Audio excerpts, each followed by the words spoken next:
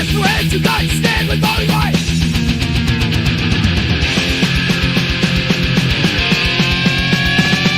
In the shout, we ignite. Truth to the battle, drop the knife. Rebels rise, hear the sound. Metal echoes all around. Good Saturday morning, everyone. Yes. It is another exciting edition of Metalheads Unite. Excited for us because we have another live guest for you guys. Yep. And it's actually a first for us. Yes, it is. Also, which is always a good thing. We always like to dive into or delve into every genre of metal that we can. So right. in every point and corner of the world too. So anytime we can do any of that, we're usually trying to do all that and kind of give everybody a little bit of everything. So that's what we're here for. We try to cover as many bases as we can. That is very true. Yeah.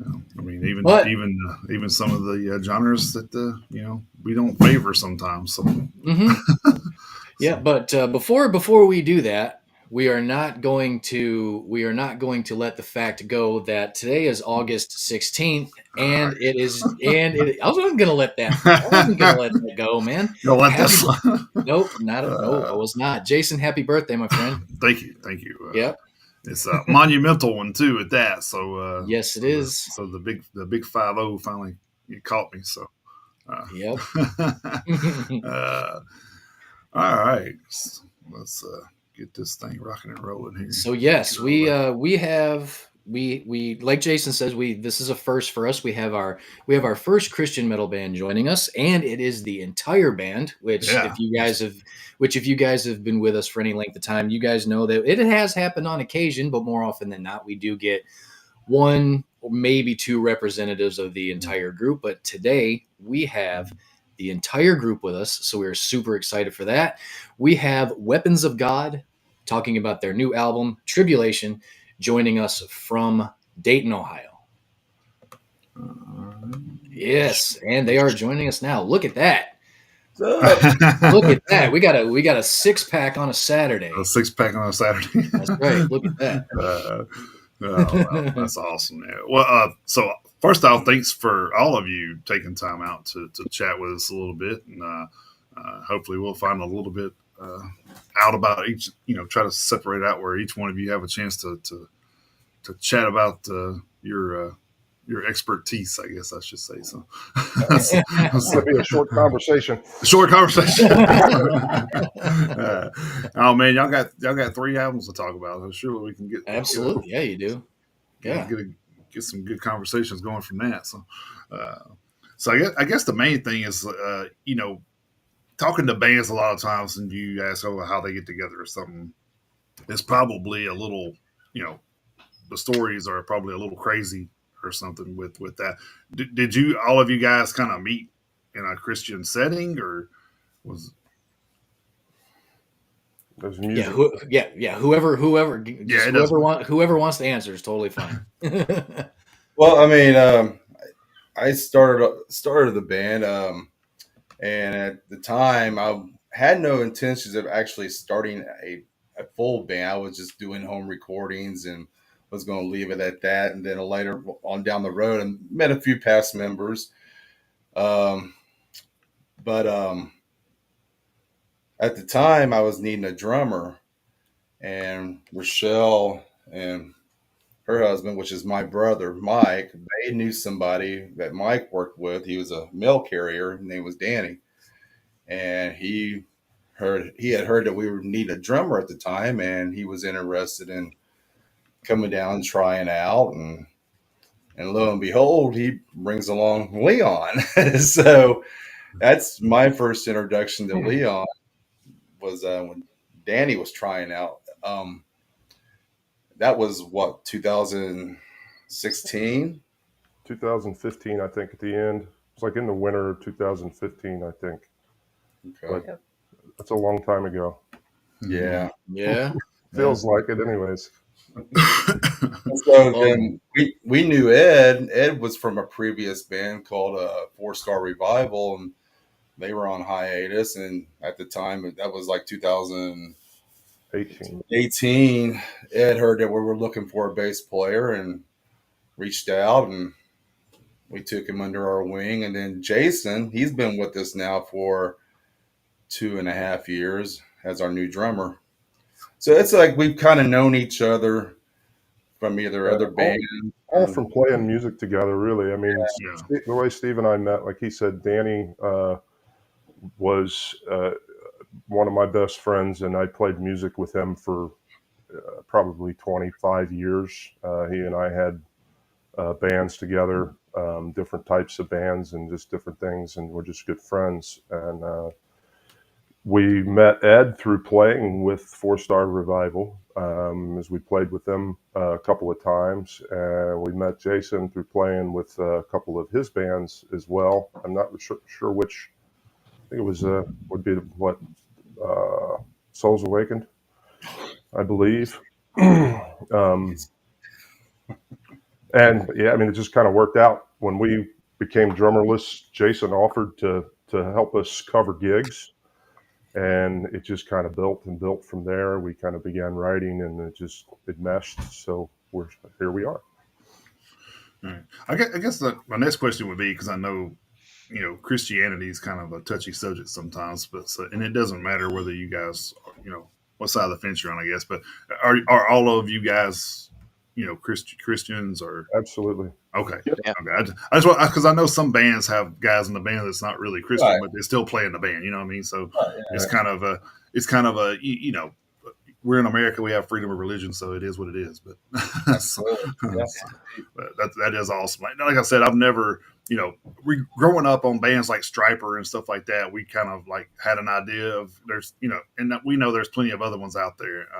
Some of them, when you hear them sing, you're like, like Fit for a King. Like I heard those guys, and I'm just like, that's a Christian band. I'm like, nah, man, some of their lyrics is pretty racy, man. Like I was like, but yeah, so it is cool to actually sit down and kind of get an aspect of, I guess like how or if anything is different being a Christian metal band compared to say like any other metalcore or heavy It's metal band. It's a lot harder to get gigs.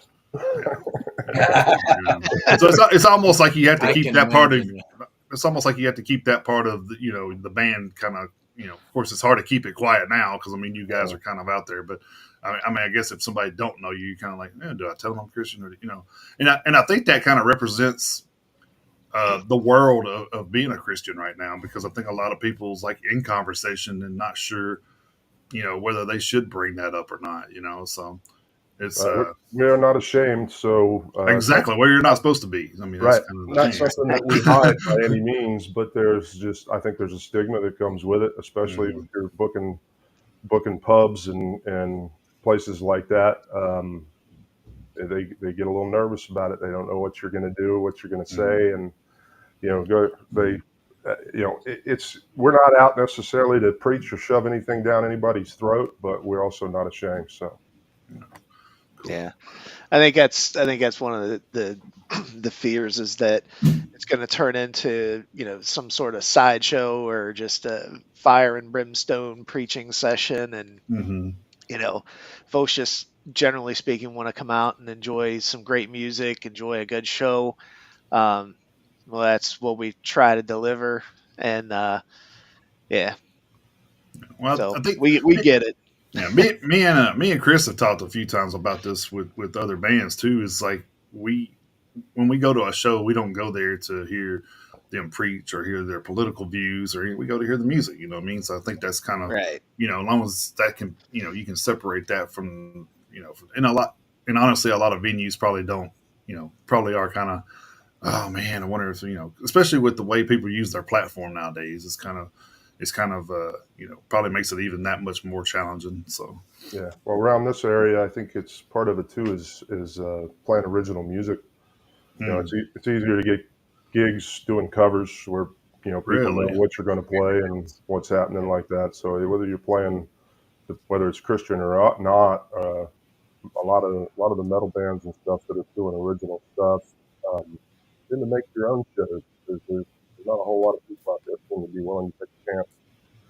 And I'm always thankful for the other bands that gave us opportunities to play with them, and not just with this band, but in other bands that I've been with. So, yeah, you just keep on keeping on, right? Right. That's true. I just want to take a minute to say hi to Rob Lowe in the chat there. Thanks for Hey, Rob. checking Hey, in Rob. with us. Morning, Rob. So I guess this is another question. Were there any of the other projects any of you guys were in? Were they also a Christian metal or no? For me, no, not necessarily, but my worldview come through and what I sang about, what I write about. So, like I said, was in a band with Danny Hayden for a long time, and we're still using some of that material that I wrote with those guys as we kind of bring it forward and remake it in a sense. So it was just kind of like guys I was in bands with. There was always, they knew where I stood from a worldview perspective, and that would come through in the lyrics. And for the most part, there was nobody that was necessarily opposed to it. They were mostly guys that were like, we don't care what the lyrics are about. We just want somebody that can sing, Exactly. which wasn't me. So when we couldn't find anybody that could sing, I stepped up and did it myself. So just basically just another Dave Mustaine situation, because he did the same thing. He wasn't looking to be the lead singer, but kind of by process of elimination just decided to do it. So sometimes you just have to up and do it yourself, I guess. So yeah, gotta keep moving forward. that's right. So when you brought that up, is that kind of where that one song "Anger" came from? Because it says it's re-recorded. The Anger yes, it's an old Stumblecane song that I wrote probably back in circa 1995-ish, 96. And it was actually on our first record. The first album that we put out was one of the songs that was on there. And quite frankly, I wasn't really pleased with the finished product of that first record. I thought it was mastered and everything really well, but in my mind, it didn't really kind of capture more of our live sound. So on the second record, when we went back in the studio, we kind of did everything differently. Instead of tracking stuff, we basically set up and recorded everything live there in the studio. And I really, that song has a lot of history for me, and I just really wanted to capture that with that opportunity. So we re-recorded it there, and then ended up sticking it on the back end of the second album. Yeah, that and Weapons of God. Yeah, the two songs that were re-recorded. Jason, I'm glad you asked about that, because when I was listening to the second, of course, I would listen to all three albums obviously during the week. Of course, I focused more on the new album. Mm-hmm. Obviously you wanted to talk about more about everything that happened recently. So, but in doing prep for the interview, listening to all three albums, when I got to the re-recordings, my knee just popped out. When I got to the re-recordings and I was listening to Weapons of God, especially, I was surprised at how different the re-recordings sounded of Weapons of God. So not quite, at least to me anyway. The re-recording of Anger wasn't quite as different as the re-recording of Weapons of God. What was the reason, the impetus for making the re-recording of Weapons of God so different? Because I was very surprised at how kind of haunting it's, and don't know if that was the end game, but it had a little bit of like a haunt, like a little bit more of a as far as the ambiance of the song, it had like a haunting feel to it, which I thought was amazing. But I was like, man, that is really different from the first version. So I was wondering, is that something, because you were talking about you weren't happy with the way the first version of Anger sounded. Did the first version of Weapons of God, was the re-recording result have anything to do with the same thing from the first one? I'll say we went into the second album essentially with the intention of doing 10 songs that we had prepared, and I was the one pretty much that brought forth the idea of re-recording those two songs. Again, Anger for personal reasons, just because it's a song that's dear to my heart because of the memories that go with it over the years. Weapons of God is one of my favorite songs from the band, from the first record, and to me, like I said, the first recording didn't really, in my mind, capture the way the band really sounds. Plus, having released the first album and playing some shows, and once you start playing the songs live, they tend to take on a little bit of different feel, different, just from, performing them over and over, and you add ideas and things like that. So yeah, I will, again, I'm responsible for wanting to redo those two songs, because the song had kind of, just kind of changed over time after playing, numerous gigs with it. And I just, it's one that I really liked, and I was like, I think we can do a better recording of it to more capture I think the feel and the intent behind the song, and I think it came out pretty well.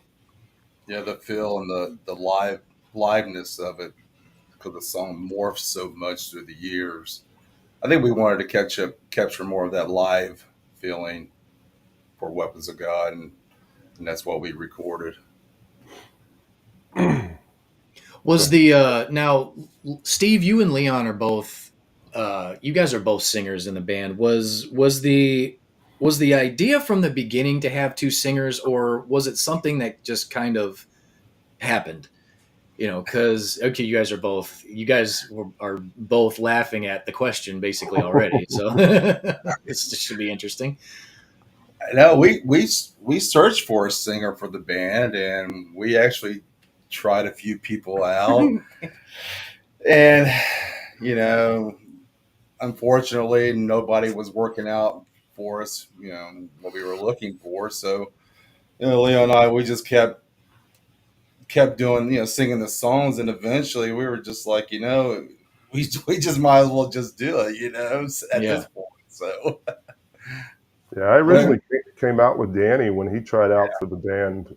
yes, My intent initially was to just try out just singing. So I had played guitar always, and that's always been my first choice of instrument. But we did some stuff in the band I was in previously where we added a second guitar, and I stopped playing guitar and just did singing. And it wasn't, like I said, I don't consider myself really a singer. I just kind of default voice sort of thing. But as I got more comfortable with it, by not having to concentrate on, flipping channels on my guitar and playing at the same time, I thought initially that I would, try out maybe singing for this band. But once I heard the songs and heard what was going on, and I just kind of fell back into, yeah, I really want to play guitar, because that's kind of my first instrument, and it just, over time, we worked on some stuff, and then I'll always sing if they let me, or at least scream in the background or something.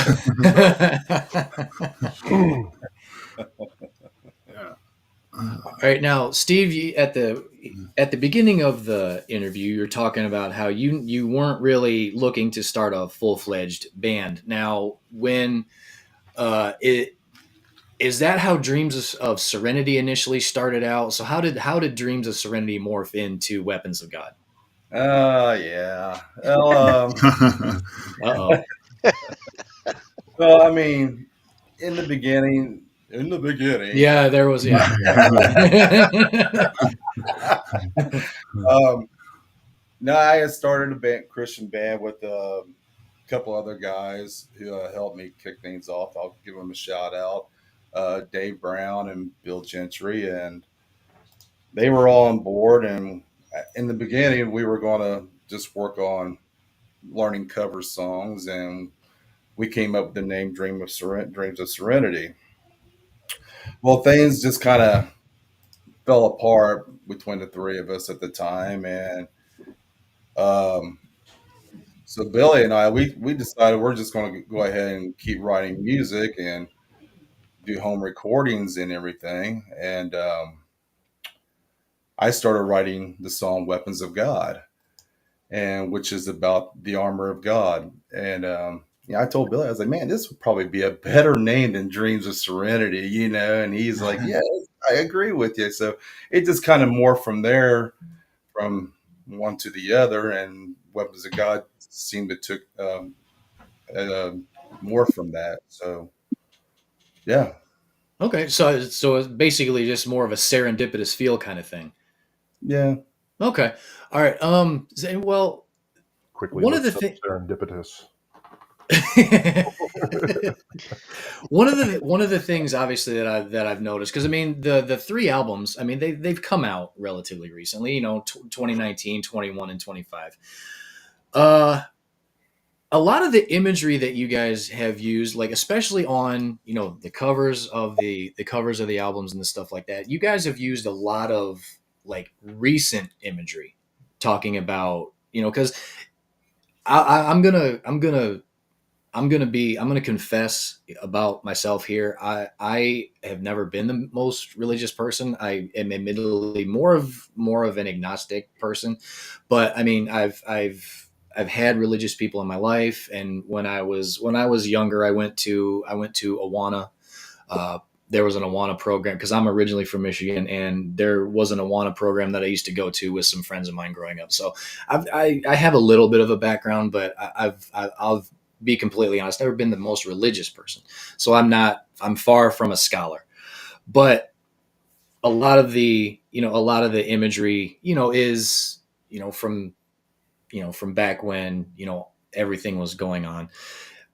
A lot of the imagery that you guys have used in the music, and Leon, I mean you have the cover of the album as your little backdrop right there. I mean you got a guy, so I mean yeah, you got a guy in battle fatigues and everything, but I mean you can see that he's fighting, Prepared for war. yeah, he's preparing for war. But you guys are literally using basically modern warfare imagery in the music. So obviously that was kind of like a definite conscious decision you guys made to use modern imagery as opposed to the biblical imagery, I guess. It actually started with the first CD through Rock's Records. Scott Waters. We didn't have a cover design, and Okay. he came up with a soldier. We'd given him some thoughts and ideas, and he actually designed the soldier for us. Mm. So it kind of became like a mascot Okay. from like Iron Maiden's Eddie, Mhm. Sure. and Yeah. it's just followed us through. And then on the second one, there's a little. If you look at the cover on the tank, you'll see Hmm. like something that looks like a little antenna. That's a logo that Leon came up with, and that's been following us through now the last two CDs also. It's actually on the third album too. If you look on the Yeah. gas mask, it's you can see it embedded in there as well. But Oh. Oh, we got Easter eggs. Very nice. Hold on. Yeah. right. Mhm. But the whole imagery, with the war within us, that's basically saying, that's a spiritual warfare fight that we battle every day. I mean, with the spirits that and it's just not just the evilness of alcohol abuse, drug abuse, pornography. These are like daily things, everyday lives that people, Christians, non-Christians, we deal with these issues, and it's a spiritual warfare that we have to fight, and to fight these temptations that seems to overwhelm people. That's I've always said that. Well, okay, like for instance, the song "Ghost." Ghost is a testimony of my past. I used to be a ghost hunter. I used to Oh, okay. play with the Ouija board. I used to dabble in a little bit of witchcraft. Mm. And Ghost is my testimony for those things that I used to do. And then going back into church and everything else, and realizing the one ghost I should have been looking for is the Holy Spirit, the Holy Ghost.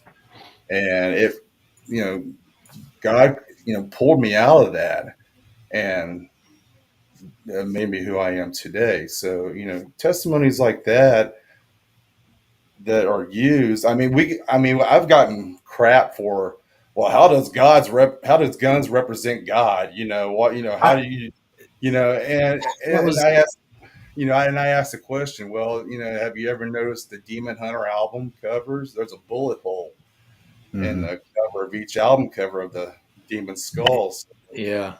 You know, That that was the what your little summation right there is that's kind of where I was trying to get to, um, because of the whole thing, especially the way that everything is going on in this country right now. And like I say, well, we world. try, yeah, the whole, well, yeah, that's true. The whole world. We try to keep this as music focused as possible. But, you know, like I say, since we talked about the imagery, you know, what you brought up talking about, you know, guns and everything, especially the way that, you know, things are going in this country nowadays, and yeah, Leon, the world. But but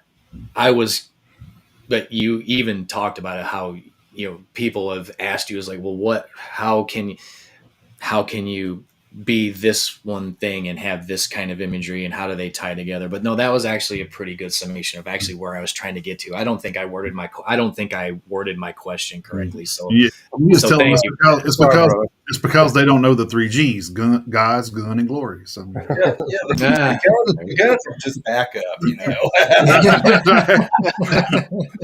But no, I mean, but It's honestly, metaphorical.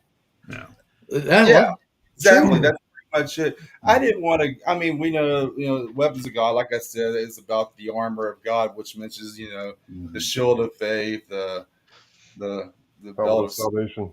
yeah, all those are weapons Righteousness. that we use to The wear belt the of armor truth. of God for protection. And I didn't want to get into the whole old English lettering and the swords and the shields back in the day. I wanted to modernize it a little bit. So, I mean, Well, what I better mean, sometimes you hear those things, and you probably think to yourself, and surely you're not stupid enough to think that, you know, every war ever has been fought with a gun. I mean, it's like, right? you know, Yeah, Well, exactly. and if people like, I'm a deep thinking person, so when I hear stuff, I'm thinking more about wars within. You know what I mean? Like a war within yourself, Right on. necessarily, Yeah. not necessarily, you know, battling somebody else, because, you know, I think 90% of the time we are our own worst enemy. So, especially when you bring up a lot of what you brought up with the alcohol and porn. I mean, all that stuff's more accessible now than it ever has been. So, I mean, it's more, Mhm. you know, it's more of a challenge to try to stay away from those things. You know, even if you are a solid Christian in your own social media, something, Victoria's Secret lingerie ad or something to come up in the middle of Facebook. Exactly. You know, so I mean, it's always some temptations there. So I mean, Yeah. I totally get that. You know, Yeah. and I've 50, but I have fell in and out of religion a lot over the years, and that's, I can kind of relate to some of the stuff you're saying. But I think most of mine was, when I fell out, was because of the church. The church that we were at was a small church, but it was more of a you had people that were sitting on the board or whatever, and they were kind of backstabbers. You know what I mean? So it was kind of like they were the Christians that if I came into church looking like this, they would be like, "Ooh, what's he doing here?" You know what I mean? It's like, it doesn't matter what you wear or what you do. If you're there for the right purpose, it doesn't matter. And I've been out to picnics and stuff where we had, and the preacher that was there at the time would see people walking down the road going, "Hey man, you hungry? Come on over." I mean, that's just how he was. And then you have those people, telling us that, he's not good for the church anymore. It was kind of a hard hit to take with, you know, and you kind of like turn your vision to, okay, this isn't where I want to be, because this is not the kind of people I want to be in a congregation with. But I mean, I think they're in every congregation. I think you're not going to get away from that. You just have to take care of numero uno at this point. So. Well, people are people, man, and this, to your point, what happens there? You get into situations where people start following other people, Mm-hmm. and that's really not what Christianity is about. I mean, I Exactly. don't consider myself a religious person in the traditional sense. I'm not that kind of Christian. I think it permeates everything that I do, and the idea is to follow Jesus and not follow other men. And when you're following other men or other women, and those people are the ones that are leading things differently, then Jesus takes the back seat, so to speak, not necessarily taking the wheel. And that's where you get into things where people wronging other people, whether they be Christian or not. And I'm not saying that's something that they're doing unto their own death, but that certainly does not represent what they're supposed to represent, which is the love of God, the love of Christ, and trying to lead people to that to follow Jesus and not follow the pastor, or not follow this TV station, or not follow, somebody else's interpretation, I guess, so to speak. I mean, it's good to collect knowledge, but ultimately, you have to work it out for yourself. It's about relationship, not religion per se. Exactly. So I feel for you, dude, and I'm sorry that the church hurt you, but just know that there's good people out there that care about you. Oh yeah, for sure, man. Like I said, I didn't let that deter me from anything as far as my, Yeah, but many do. as far as my feelings toward God or anything. But it was just I think that's the point in time that I realized there's a lot of people that's sitting in that church pew that are going to be. I'm gonna say this. They're gonna be wildly surprised during Judgment Day. So. You're probably right. I mean, I've been at an Iron Maiden concert, waiting in line to get into the arena, and there's a bullhorn preacher on the sidewalk just yelling, and and I'm standing there, and this is just only a few years ago, going to a Maiden concert, and I'm just looking like, dude, you got it all wrong. Yelling at the people is not the way to bring people to Christ. Yelling at that bull, and it's just aggravating. And I look around me, me looking at people, how they're reacting. I'm like, this is wrong. You don't get it. It's just, glad he kind of brought that up because that kind of leads into one of my favorite stories with people that do that. We went to WrestleMania 2011 in Atlanta, and there was people out there doing that same thing. And man, it's like the closer, there was like multiple people doing it. This was Sunday at like 5 o'clock or something in the evening. So I mean, doors opened at like 5:30, so everybody was lined up trying to get in. And like there was just people out there going, hey, you should out here worshiping violence when you should be worshiping God and all this blah blah blah blah blah. And I'm just like, you know what? I had enough of this. My wife said, oh my God, please don't. I said, no. I went over there. I said, hey, aren't you late? And he's like, late for what? I said, hey, don't your service start already? Like you're out here, out here doing all these things, but where are you at? Why aren't you serving the Lord like you're supposed to be doing? And he just kind of like looked at it, what are you talking about? Like, and I was like, you need to figure it out, dude, because you're out here doing things that is against Christianity because these people enjoy watching a sport or an entertainment thing. That's their thing. I mean, that's it doesn't mean they're bad people. That's just what they like to see. I mean, and he just kind of like looked at me, and it was a kind of thing where he was just trying to be more defensive, I guess, than anything about trying to defend why he was there. And I'm just like, you're out here bashing people, man, and that's not what you're supposed to be doing. You're supposed to be bringing people to Christ, not pushing them away from out here yelling at them and running them down for what they enjoy. I mean, this is like if we go to a metal show, and we talked about this 100 times, man. They metal's probably one of the biggest genres of music that gets crapped upon for the stupidest reasons. I mean, if I'll just say this, I don't remember hearing too many people trampled at a metal concert. I'll just say that. I mean, if you hear it a lot in other genres because they don't help people. Help people up. We help people up when they get knocked down. Yeah. I mean, it's like that's like a it's like one of the rules of being in a metal community is you help your brother up. And if you think about it, that's kind of goes into kind of religion in some sense, because when your brother's down, you're supposed to help him up. So right on. Yeah, I agree with you. It's unfortunate that a lot of Christians like to eat their own. Yeah, it is. And I say that because I can remember when Stryper first came out on the scene. Mm-hmm. I didn't know it was possible to play Christian music with rock. I grew up with all the greats, and it was pretty sad that even a lot of the Christian people in churches were even against Stryper in the beginning, because of how they look. They're conformed to the world. They got the hair and up to here, and it's like, really. And I know a lot of my friends, and when I was in high school when Stryper came out, a lot of my friends got saved and baptized because they were on to Stryper and their music. It was refreshing. It was refreshing. I mean, I remember hearing the band Petra, and I listened to Petra. I forgot about that band. I haven't heard the word. Haven't heard the name Petra in forever. Oh my goodness! Right, wow. But see, I remember listening to some Petra when I first heard about it, and it was wasn't heavy enough for me. You know, I was like, eh. Mhm. And then when Yeah, Striper that- came out, I that's was true. like, all right, you know, because back in the '80s, it was the hair metal scene happening, it was the thrash metal scene all happening in one, and I was on both sides. Metallica, Megadeth, Maiden, just even on the hair Mhm. side. Yeah, Bon Jovi too. So Sure, yeah. Yeah, right. Oh yeah, sure.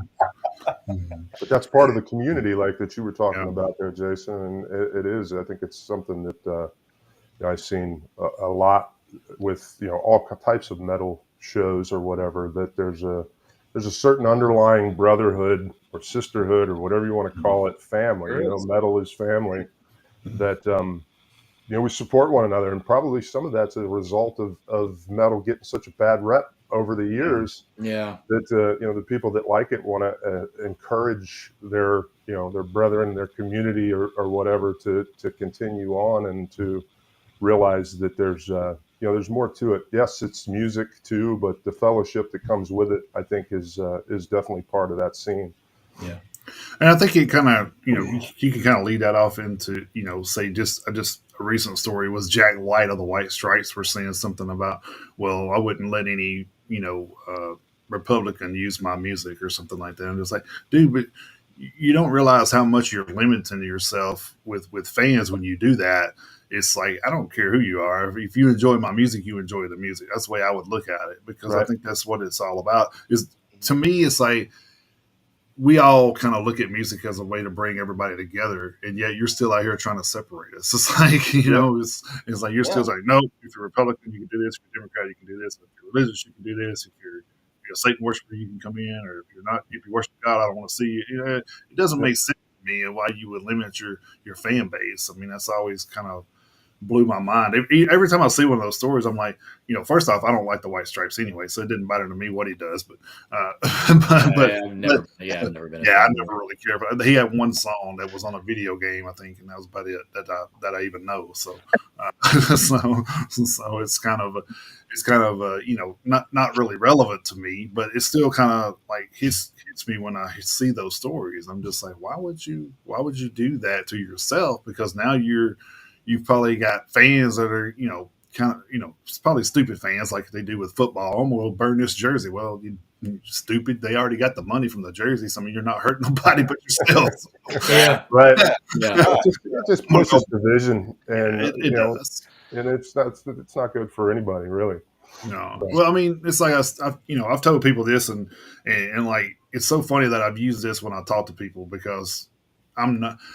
I'm not really Republican. I'm not really Democrat when it comes to politics. I've always kind of been like an independent guy. I'm an independent thinker, and I don't need you telling me what I should and shouldn't believe. And if I feel like you're going to do a better job than this guy, then that's. I always looked at it like a job interview. If I'm going in, you're going in. If you're pitching a better, better sales pitch than I am, then of course they're going to hire you. You know what I mean? That's kind of how it works. But necessarily you're just trying to hire somebody that you think is going to do a better job.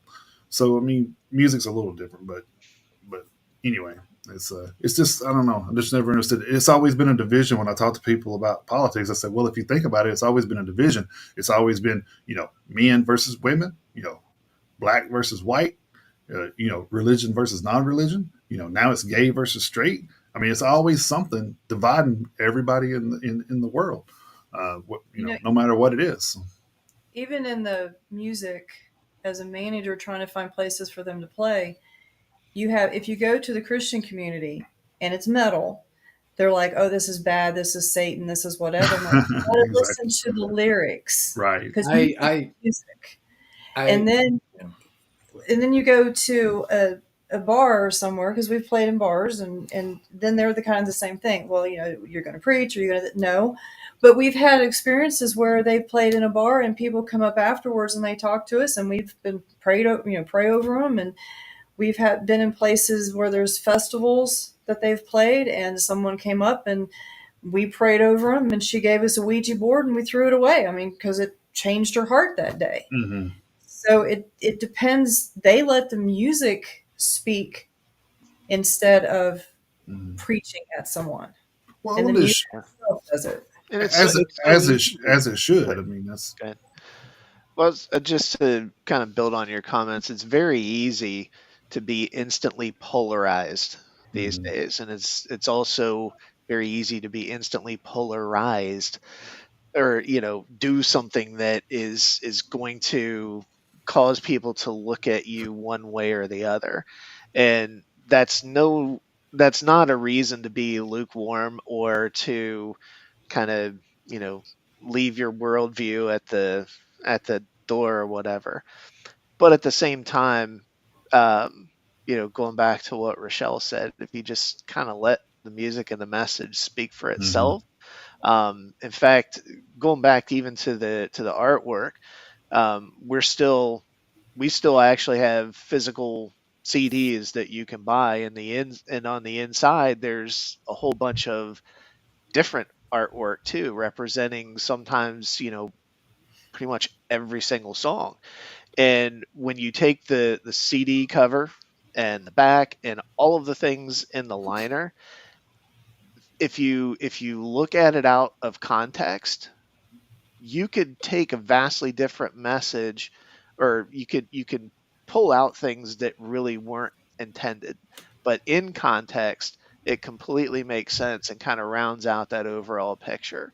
So, yeah. Even on the background that Leon's using, if you took the name of the band off of there, just off the imagery, if you let yourself believe something that isn't actually what you guys had put out there, then yeah, the context completely goes out the window. So Right. Well, you're 100% right about that. these guys are, preppers, they're, militant, all that stuff. Yeah. Now, that's what you want to think just by looking at that, then more power to you, I guess. Yeah, I mean, everybody's going to draw, I think, their own meaning or their own. I personally, when I listen to music, a lot of times, the song, what a song or what lyrics or something from a song, what it means to me may be entirely different than what it was intended to mean when it was written, or it may mean something entirely different to a different person. But it's all about what you take it. It's like I said, it gets back to the personal side of it, in a sense that everybody's going to hear not necessarily what they want to hear, I guess, but different songs speak to different people in different ways. And I've been sorely disappointed probably in some points to read or find out what was the initial intention behind lyrics that were written that I totally took a different message than what was intended, and then go, oh, yeah, so I misunderstood that. Doesn't necessarily change it for me. It still means what it means to me, but it may not be where that person that wrote that song or those lyrics was at the time and what message they were trying to convey. And that's okay. It's one of the beautiful things I think about music is it can mean, one song can easily mean so many different things to different people, that you kind of interpret it where you are at the time and try to, meet people where they're at, I guess, and let them take what they want from it. If it's something that they enjoy and get some benefit from, then more power to you. That's one thing that we've actually talked about on this show countless times at this point, with the amount of bands that we've talked to over the past few years and everything. There's been instances where we've targeted a specific song on a catalog, and we've asked, what was your thought process, because and it actually happened, I think, about a month ago. We were talking to Jason, correct me if I'm wrong, may have been Anger Machine, but we were talking with one of our recent guests. It may have been them, and we were talking about a specific song, and the guy we were talking to, and so the three of us, Jason, I, and the guy in the band, we actually each had three different views of the same, three different perspectives on the same song. Now, there was another song on the exact same album that, there was no mistaking the point of the song. So sometimes it's straightforward, based on the name of the song and the lyrics. So you listen to it, it's like, all right, well, that guy was talking about that, and there's no doubt about it. But like Leon, what you were just talking about, there's really no wrong interpretation of a song. Because hell, there's 7 of us right now sitting in this interview. We've each got 7 different lives and 7 different sets of life experiences. Right. So the same song could literally mean 7 different things. because there's 7 different people who have, completely different perspectives on the same thing. So that's one of the things that Jason and I have talked about on this show many times. Just because you took X from this song doesn't mean you were wrong. And that, like you were talking about, Leon, that is the beauty of art. Yeah, right on. So that is the beauty of it. Yeah, music especially, man, is really absolutely it's absolutely a universal language. I Yeah. think, and yeah, everybody doesn't appreciate or want to hear the same kind or style or genre of music, Sure. but that doesn't mean that there's not something that you can enjoy from any of that, just because of what it maybe mean to you. So. Well, I mean, even with like movies, I've kind of like, you see a movie title and you automatically think it's going to be something, but then when you watch it, you're like, oh, well, that wasn't what I thought it was. you know. Oh, speaking of which, like this is completely off topic for just a second, but my wife and I, we watched a movie just recently, and it's a Michael B. Jordan movie where he plays twin brothers. Oh, the Sinners. Yeah. Sinners. Yeah, the name of the movie is Sinners. I won't spoil the movie just in case you Great guys movie. Great movie. Yeah, it was good. I enjoyed it. I won't spoil it, but that's actually a perfect example based on what I saw of the previews, which wasn't much, and then based on the title of the movie. I was like, all right, I'm interested in watching this movie, and we watched it. I got to the end. I told Angela, that is not where I thought they were going with that. Yeah. So, and plus, it happens all the time. And another thing is that had multiple meanings within the movie too. The Sinners title did. Yep. Yeah. It was. Yeah, that kind of blew me out too, because I thought it was about one thing when it started, and I'm like, oh. I did too. And it ended up it went in a completely different direction. It ended up with about three different like things happening that pointed right back into the Sinner's title, which was kind of crazy. Yeah, I don't know if I've ever seen a movie do that before. But, one or two, but like three, that's pretty wild. But they made it work. So it was well done, I thought. But yeah, but you got me interested just talking about it. Yeah. No, it's an interesting movie. Yeah, it definitely didn't go in a straight line. I'll just say that. Like I said, I'm not going to spoil it for anybody, but yeah, that it does happen in other avenues. But I think music is one of the artistic avenues that is literally, because I mean, abstract art, kind of the same thing. You go to a museum and you look at it and you're like, I see this, I see that. Yeah, and then so like a curator, a curator of a collection will come up and say, how does that speak to you? And they'll be like, and you'll tell them and they'll be like, okay. And then they'll just walk on because they're just trying to get your opinion, whether they're the actual painter or just someone who's running an exhibit.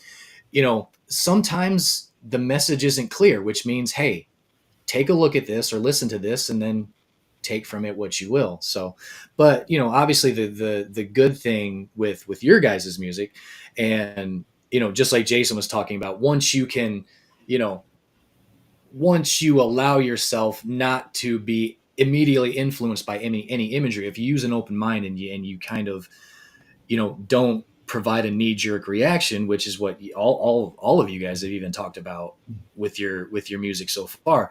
If you can avoid the knee-jerk reactions and give it just a second, you'll realize it's not what you think, and you will more than likely enjoy it.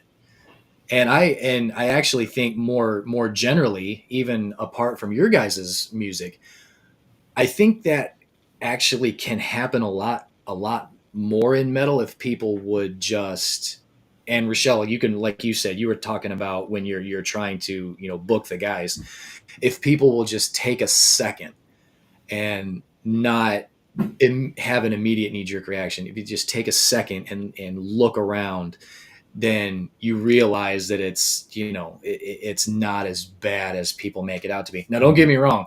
I'm not we've talked about this before too. We're not going to sit here as heavy metal fans with a heavy metal podcast and sit here and say that there aren't satanic bands out there that give the genre as a whole those people who talk about the bad part of heavy metal, the stigma that's come along with it for the past 40, 50 years, ever since Black Sabbath came out. Because when Black Sabbath started, Black Sabbath got the same thing. Oh yeah. But even I don't know if you guys ever watched the Behind the Music when Ozzy and they were talking about Black Sabbath. Ozzy and Geezer and Tony, they were talking about, everyone thought we were an occult band when we first came out, when we were actually the exact opposite. But it was just the way it sounded, and everybody had their, like I say, their knee-jerk reactions just based on how it sounded without looking into the actual content of the creation. And so you're talking, I mean, hell, it's 2025 at this point. You're talking 55 years ago. So, I mean, heavy metal has basically gotten that bad rep from the jump, even though, you know, you got you guys, you got Petra, you got Demon Hunter, you've got Skillet to a lesser extent. I don't consider Skillet heavy metal, but that's just me. But I mean, you have Skillet and you have Striper, and you know, so I mean, and even to a certain extent, a band that I like. I don't know if you guys have heard of Devil Driver, but they went through the same thing when Des Fafara left Cold Chamber after they broke up in the late 90s, and he formed Devil Driver. Just based on the name, everybody thought they knew what they knew it was about, and Des Fafara was like, "You guys do," talking in general. He was talking in an interview. He was like, guys do realize that if you're trying to push the devil out of your life, you're driving the devil away. So that's where the name came from, Devil Driver. I didn't name the band like I'm the devil's chauffeur or something and I'm driving him around. So, you know, he even said that in an interview. So he had to so just from the word jump, he had to kind of clarify the whole thing, and I think Des kind of did that to himself. So he kind of should have seen that coming. But at the same time, it's not really fair that everybody makes the snap judgments. And we've all dealt with it. I guarantee you we all have. Sure. If we've been, you know, being a metal fan for any length of time, you're going to deal with that and deal with it all the time. And I had an instance of that same kind of thing, not aimed directly at me, but I had an instance at a small local church here in town, and that my in-laws used to go to, and they had a little bit of a falling out. It was a small Pentecostal church. It was in the middle of town, and my in-laws used to go there, and I went there one night with my wife, who was my girlfriend at the time. We weren't married at the time, but we went there on a Wednesday night. So one of the associate pastors was up there giving the sermon, and she was talking about, I think it was, if I remember right, it was one of her children had a boyfriend come over to the house. And when they pulled up in front of the house, they were listening to, I believe it was the Black Album by Metallica. I know it was Metallica because she called the band out by name. So she's up there in front of the congregation. And like I say, this is a small Pentecostal church. It's on a Wednesday, so there wasn't a ton of people there.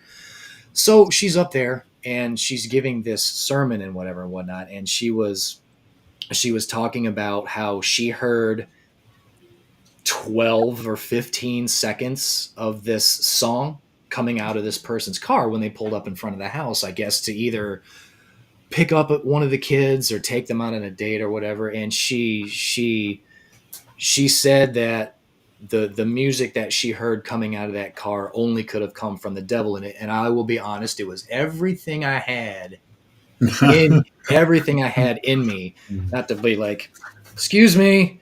And the only reason why I did it was out of respect for, you know, my girlfriend and her mom and dad, because I couldn't. Situational awareness. Yeah. Well, it's that, and I mean, how can you, to me, this is just the way I looked at it. To me, I was like, all right, look, you're an associate pastor. You're in charge of delivering a message. When on Wednesdays, not Sundays, obviously the head pastor gives the sermons on Sundays, so it was your turn on a Wednesday. You were covering and everything. It was like you were putting your own personal spin on a situation where, first of all, you had no idea what you're talking about, because to your own admission, you didn't even hear even like probably 1/8 of the entire song. And as soon as you found out what who the band was, you are like, well, this is immediately evil. So you don't, first of all, you didn't know because you just asked who the band was and they said who the band was. And you're like, well, this is immediately inherently evil. And you decided to not do any research and you brought it into the church. So I didn't agree with that at all. So, and I'm guessing it wasn't the Unforgiven. So no, it was not. No, it was not. That's the thing is she couldn't remember. She couldn't remember what song it was. But the funny thing is, and I haven't been back to the church since, and neither have my in-laws. Not because of that. They had a falling out or whatever. Like a few years later, they had a falling out and they didn't go back. They go to another church now. But after that, I told my wife, I say girlfriend at the time, I said I can't go back to that church, especially if that woman is there, because the whole thing is like, it's not. She can feel however she wants to feel. I don't have a problem with the way she felt, but the whole thing is like, it's not up to you to judge. That's my whole thing. And then she got up there and she was casting all these dispersions on it just because of how it made her feel. And I'm like, you can feel however you want to feel, but when the way I looked at it is like, you're getting up in front of the congregation and you're casting down these judgments. Then as far as I was concerned, it's like, it's not your job to judge. I'm not sure. Feel how you want to feel, but it's not your place to judge. I'm not sure what I'm more surprised about. Are you saying that about the music? Or are you telling me that a woman was up there preaching, especially in this town? I'm like, what? It's like, well, I think that metal music by default for folks that are coming in from that or outside looking in is it taps into a different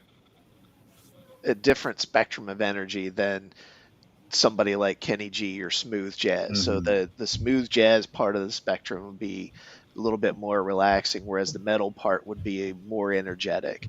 So, within all those ranges of emotions that, metal could pull out of people, they focus on, the anger, the discord, things like that. But so I think that's partly where it can get somewhat of a bad rap. But the music itself, I've always looked at it is just like money. It's amoral. So if you're holding $100 bill in your hand, that is neither right nor wrong. It's what you do with it that can then add something to that object. Music in and of itself, to me, has always been amoral. It's what you add to it in terms of the lyric content that could change the shape of it. So if you're just listening to, well, that music sounds evil or that music sounds good, without taking the time to actually dissect the meaning behind the lyrics, you're kind of doing it a pretty large disservice. I mean, I can't speak for Chris, but I think I'm probably guilty of that in the past, because until we started this show, I don't think we, listened to an album as in different aspects as we do now, because we're out here reviewing stuff. So when we listen to a first listen, we're just kind of listening. We start listening to that second one, we start picking out our likes and dislikes. You know what I mean? That's kind of like, and then by the time you listen to that third, just to make sure you didn't miss anything, you're like, dude, this album's either great or you don't like it. I mean, at that point, you kind of got an idea of how it's going to go. I mean, as far as your personal opinion on it. So I will say this: I never invite anybody on this show that I ever said I hate your album. You know what I mean? It kind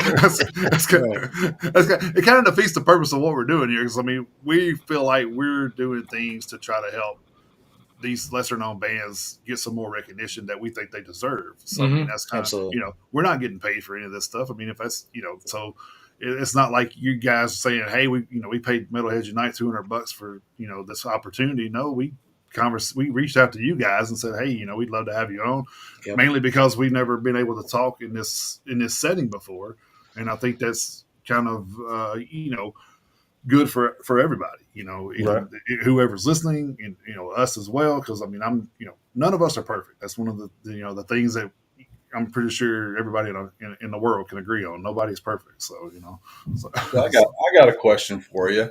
Sure. So when you first reached out about wanting to do an interview with us, I immediately looked you guys up and found your Facebook page and going through there and everything else. I'm like, wow. And somebody besides a Christian interviewer wants to interview the band, and I thought, okay, this is interesting. And, but I gotta ask, what made you guys reach out to us? I mean, of all, It was all from the album review, because Yeah. when we do album reviews, we do them blind. We don't know any of the bands most of the time that we're reviewing. So even though they may not be a new band necessarily, they were new to us. You New know to what I mean? us, yeah. So it's somebody I had never heard of before. So Cool. when I was listening to that, I said, hey, I'm gonna check this one out. Because the album cover, of course, when I looked that up, I was like, oh, that's a pretty cool album cover. We'll see what's up. So when I started listening to it, and I was like, oh, and this was before I ever even looked you guys up to even know you were a Christian band. I was listening to it, and I said, this is different. I said, this is something that I want to pursue. I said, this is I could tell, but of course, by some of the song titles, I'm just like, okay, they're definitely leaning Christian metal here. If they're not a Christian metal band, I'm gonna be very surprised. So when I did come back and look you guys up for the review, I'm just like, oh, there you go, Christian metal band. And then that's one of the things that when I first asked you guys, I didn't know if all the members were Christian metal or if it just got categorized from the get go, and then other people joined later. I mean, those things happen too, and there's nothing wrong with that. I just wanted to, see if everybody was still, on the same page there. So that's another thing too. In the beginning, when the band started progressing, coming together, originally I didn't want to label us as a Christian metal band, Christian rock band. I wanted us to go out there and be like a Trojan horse, I guess you could say. Right. Just go out there, because I knew that the name Christian rock, Christian metal would probably limit us to a lot of things. And but I think it was you that kept pushing that. No, you. Well, we did because we were invited to join Rock's production. Well, and they're pretty much Christian across the board. So that's how we came up with the Christian. And two, we like to have firsthand accountability on the band, because a lot of times we look these bands up and they'll say, oh, well, these guys are, death metal. And then I listen to it, I'm like, dude, that's nowhere near death metal. Like, what are you guys talking about? Like, so a lot of times bands do get mislabeled. So that's one of the, another reasons why that's one of the it's always good to get firsthand information on it. That I don't like about, genres are nice to kind of give somebody an idea of what type of music they can expect or whatever. But, I've seen us called some things, as far as styles and genres, that I would never call us that. I don't see it the same way, but it is what it is, and to me, it's all metal. Exactly. I was going to say earlier, kind of back to the other thing that you were talking about how something sounds or whatever. That's one of the beautiful things about music, is the ability to invoke emotion, different emotions through just chord structure and or progressions and things like that. That it's one of the things that makes music such a versatile art form, I think. And with something that might sound like if you were saying earlier about something sounding haunting, more haunting as far as like the re-recording of the song "Weapons of God."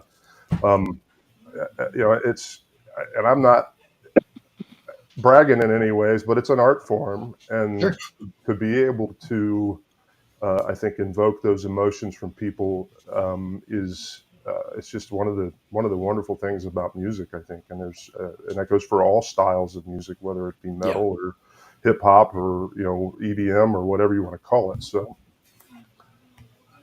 oh yeah, because my wife listens to a little bit of everything. She'll listen to a little bit of, of course she does her metal expertise. She's got, she's been with me for 20 years, so she's listened to quite a bit. But there's some stuff that I don't listen to around her, because I know she doesn't like it. But I mean, so she'll listen to metal with me, and then she'll listen to Andrea Bocelli. She'll listen, so she listens to opera, she listens to metal, she listens to George Strait, she listens to stuff from the 80s when we were kids and stuff like that. So she listens to a little bit of everything in between, and she'll be like, I heard the song today, I want you to hear it. And now, don't get me wrong, while more often than not, when she has me listen to a song, I have to pay real close attention to the lyrics, because from the word jump, I'm like, I hate the way this music sounds already. So, but I'll be like, okay, she wanted me to listen to this song because of because of the lyrics, not necessarily because of the music. So there are times where I have to like, okay, don't listen to what they're playing, listen to what they're saying. So there's been times where I've had to do that. But you have to do that because you push a lot of your stuff onto her. That's what it is. yeah. and I try not to do that for the same reasons. I know she's probably like, ugh, she's probably like probably the same thing. I think the last song I did that to her is Higher Place by Malevolence, but she ended up loving that song. But my wife actually asked me one day, she goes, do you ever listen to anything besides metal? I said, not since 2020. So I just listened to you now. That's when we started the show. So that's all of it. Yeah.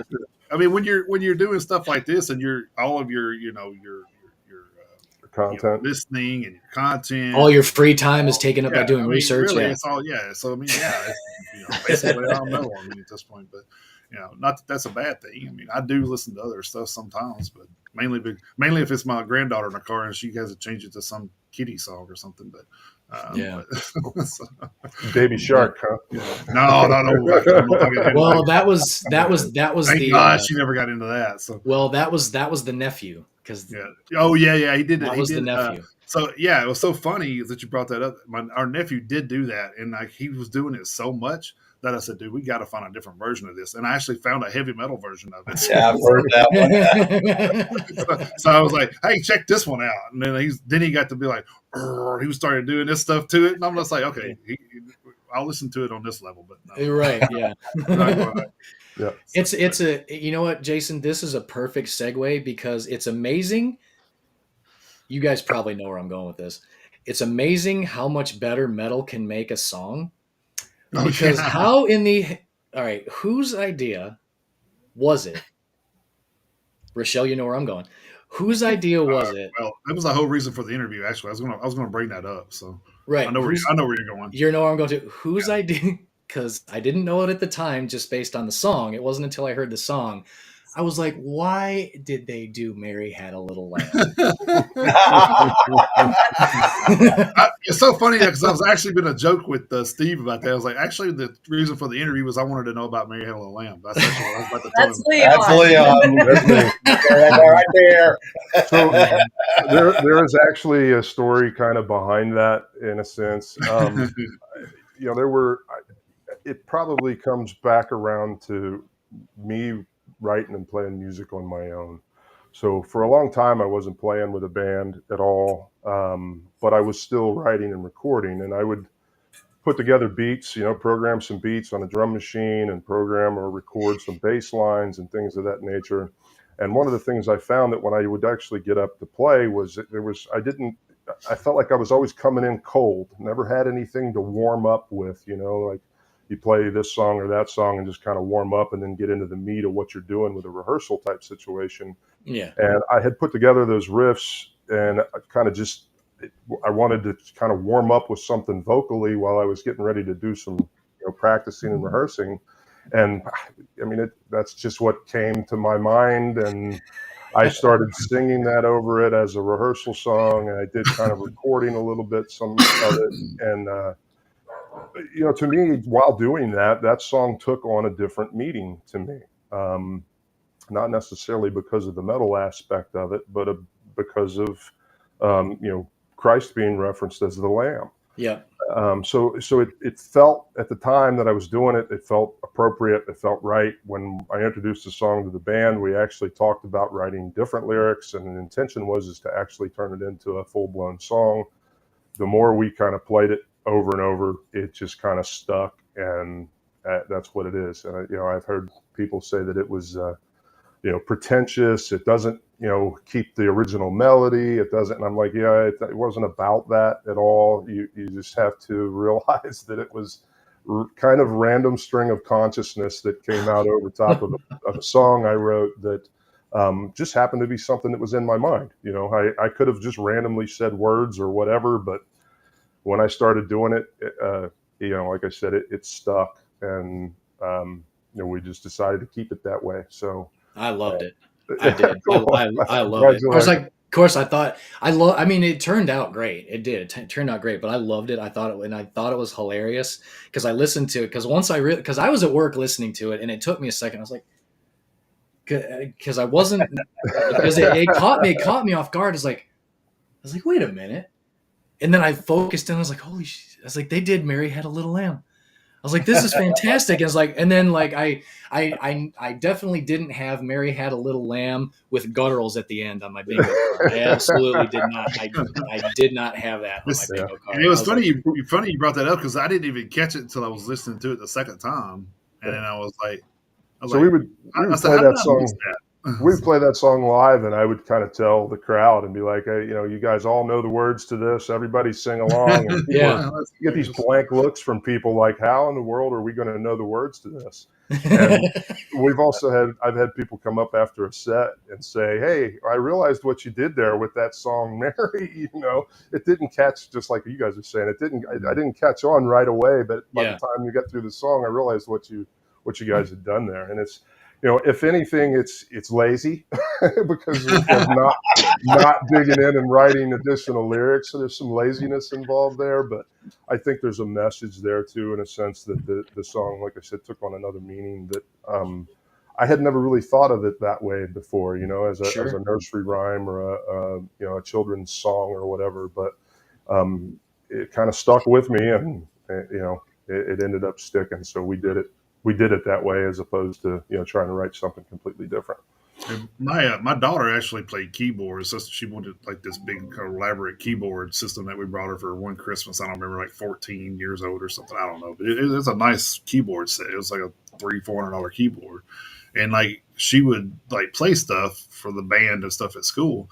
But that's how she would warm up with Mary Had a Little Lamb every time. Yeah. I don't know if there's something with the keys, pattern there or something, but she always warmed up with that song. One of the first songs I learned to play on the piano as well. So there may be something to that, maybe subconsciously, that it's just kind of a beginner type of thing. I don't know. I'm sure there's been other people that have dabbled with that before. I can't think of necessarily anybody off the top of my head, but no, that's definitely new to me as far as a metal cover goes. But it also just goes kind of goes back to the Korn, like Chutes and Ladders type thing. Yeah, it does. But it actually it's actually kind of a perfect example of how something can evolve over time. Because Leon, what you were just talking about, it's a nursery rhyme. We all heard it as kids, but you get older and you go through things, and then you kind of realize, like you said, it can, especially in the context you guys are using it, it evolved into something else, because obviously we know who Mary is, and then the Lamb of God and stuff like that. So it took on a whole different meaning. Exactly. It something so simple can evolve into something a little more complex without changing anything. Because you did a heavy metal cover of it, but you didn't change the song at all.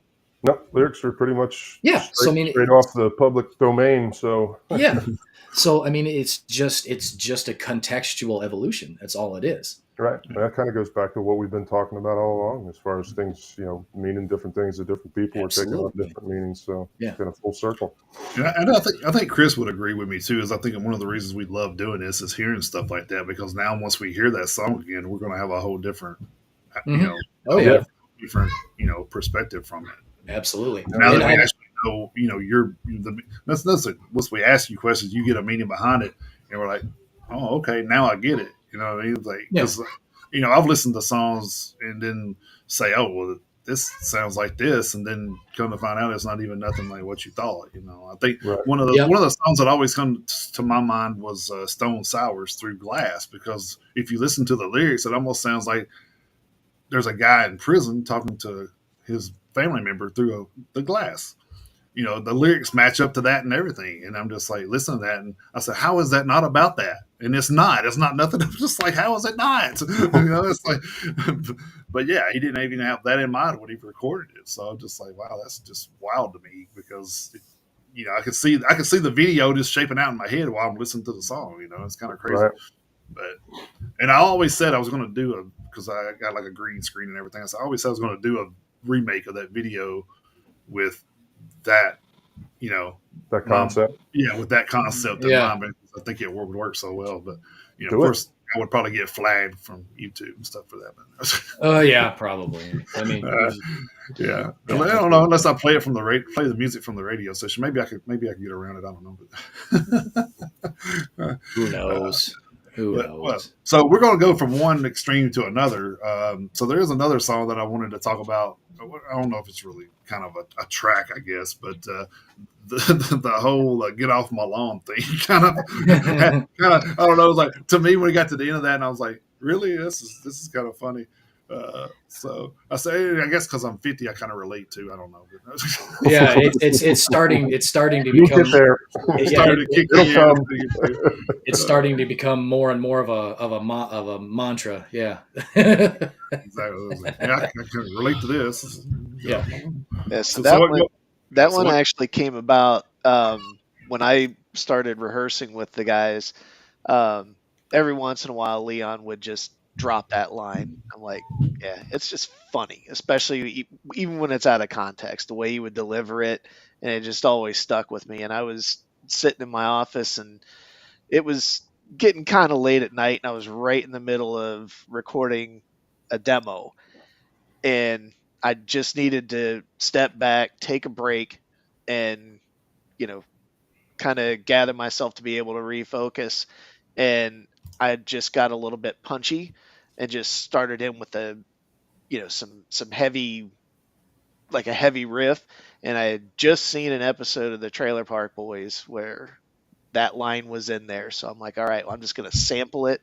I'm going to throw down this really simple riff, send it to everybody, and just get a good laugh. And it ended up being the outro. It ended up catching fire, and it's one of the Easter eggs we put on the latest album. So it's almost like when I heard that, I was like, I can actually hear this at a show, them playing this going off stage. Like, okay, we're done. Get off the lawn. It would be perfect for that. Yeah. It was actually going to be the name of it was close to being the name of the new CD. We were going to call it "Get Off My Lawn." Tribulation. And because if you look at the picture, you got the demon in the glare of the gas, and he's looking at the demon. Get off my lawn, Yeah.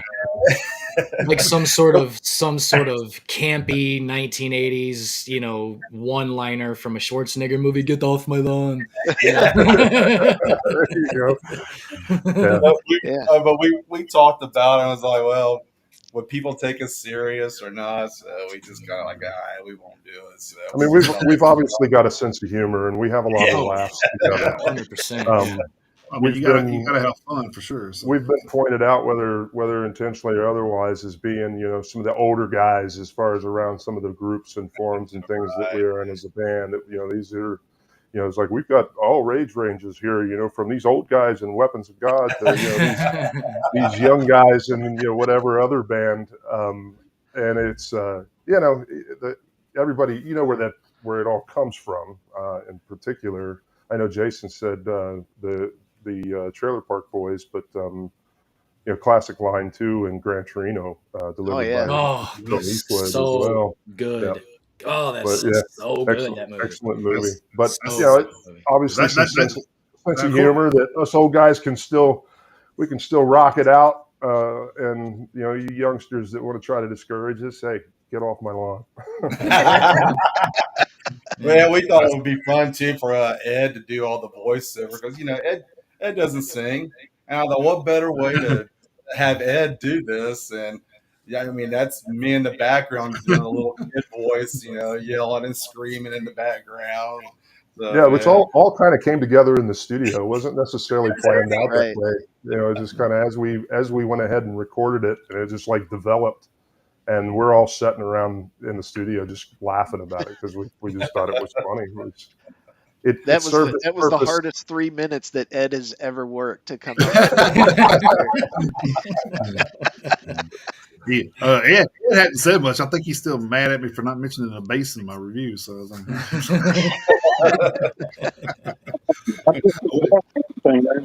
Uh, we always we, we always talk about how like for some reason like to me anyway like my ear is very hard to pick a bass out of like the compilations a lot of times. I mean unless it's something just you know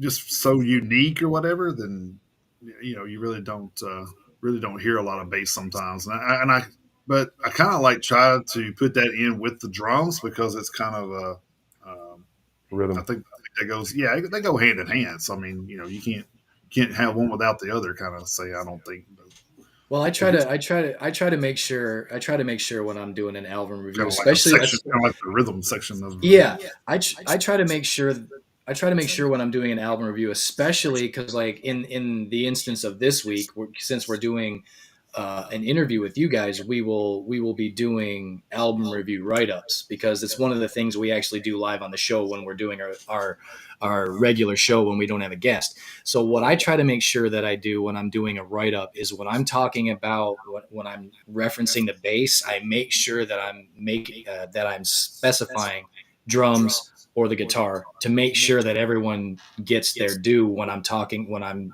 being specifically singling out one instrument or the other because everyone's like well bass is bass and a lot of people are when you mention bass a lot of people think about loud car stereos going down the road. It's like oh well bass is like no that's not what bass is.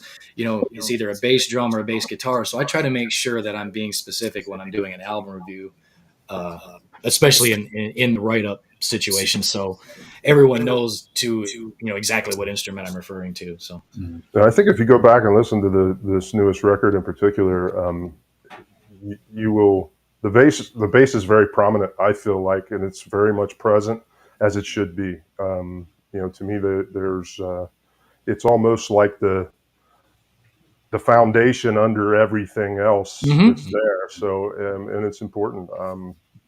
I think I took a little bit of a different perspective because I actually played in a couple of cover bands for a while, playing bass, and not something I ever really thought I would do, but it's kind of, to use a phrase that a friend of mine used to always say, expands your vocabulary.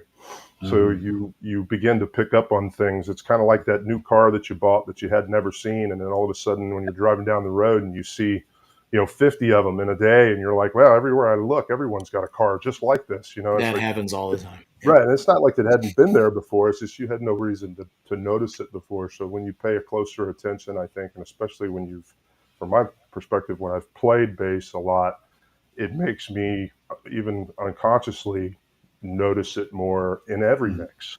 Mhm. And then the ones where you can't hear it are the ones that I'm going, why can't I hear the bass? Right. It's Yeah. not so much of anything's missing, or that it's present or otherwise or not necessary. It's just more of like, I really wish I could hear that, better, Mm-hmm. um, kind of thing. So I think you'll notice it more when you go back. If you go back and listen to this record again, you should. Oh, I hope. yeah. So, I mean, that's kind of what we were saying. Like, the more we listen to stuff, the more we start catching on to certain things. I've heard stuff where, I thought the guitar drowned out the drums in certain things. Not, oh yeah, I've heard that before, and I've heard vice versa, and sure. I've heard where the music, compilation in general just drowned out the singer. Yep. So then, like, you got to go back and really listen to see if there's anything you can pick up on that maybe other than that, and say, oh well, if they did this, would it be better? It's kind of like you have, that's what we do. We're like listening for things for improvements or whatever. And then again, a lot of these bands. We listened to something one time, and I swear they were in a trash can just singing, and Mm-hmm. and then I go back and I thought, well, maybe that's just bad, just Production. chalk bad production or whatever. But no, this is like their sixth album, and it's all sounded like that. I'm just like, okay, so they did that intentionally, like really? It's like, Yeah. I mean, I guess every band tries to find their niche, but sometimes yeah. sometimes it can be a little off-putting. Yeah. I was like, Like well, Saint Anger's Metallica. Yep. oh yeah, Yep. and, And that's it. And see that's the thing is like I in like the past couple years there have been some musicians who have come out and said that the album isn't as bad as it sounds. And I've actually thought that from the beginning. I mean, if you can get past the shitty snare drum, the songs are actually can't do it. the songs are actually. I mean, there's Yes, actually there are some good songs on the album, but they just don't sound good because I mean Yeah. they. You brought that. I'm glad you brought that up because I was actually I should have put that in the news because I just seen a thing from Bob Rock where he had said he tried to get Metallica to redo that and they refused to do it. So he's trying to get he's trying to get them to re-record that album and they don't want to do it. So they said nope. It is what it is. Yeah, what it is. It represents what it did at the time. Yeah, I actually don't find it that bad. It is different, definitely, but absolutely.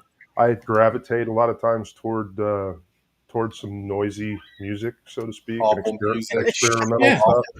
Yeah, I've had a lot of people tell me that I love terrible music, but so I could see over the course of an album it could get old, but to me it sounds different. That one definitely sounds different. It absolutely than does. other stuff. So Yeah, absolutely does. you experiment. Sometimes it works, and it works great for some people, and other people just are not interested. So it is what it is. Well, the ironic thing about it is it still ended up being a #1 album for them. So I mean, just Right.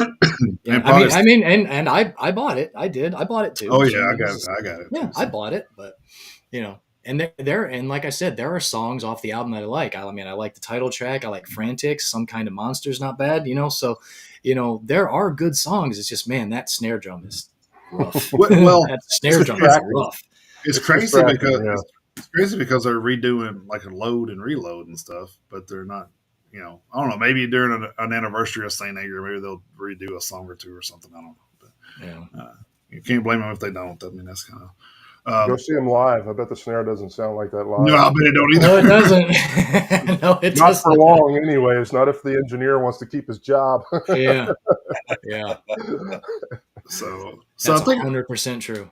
So I think we was talking about bands and Christian bands and stuff earlier.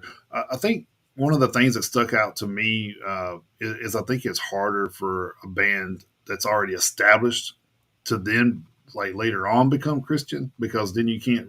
I don't think you can really like change your stuff up too much because you're going to lose a lot of your fan base and stuff from previously, of course. And I think that's kind of a good example of that is Brian Head Welch from Korn.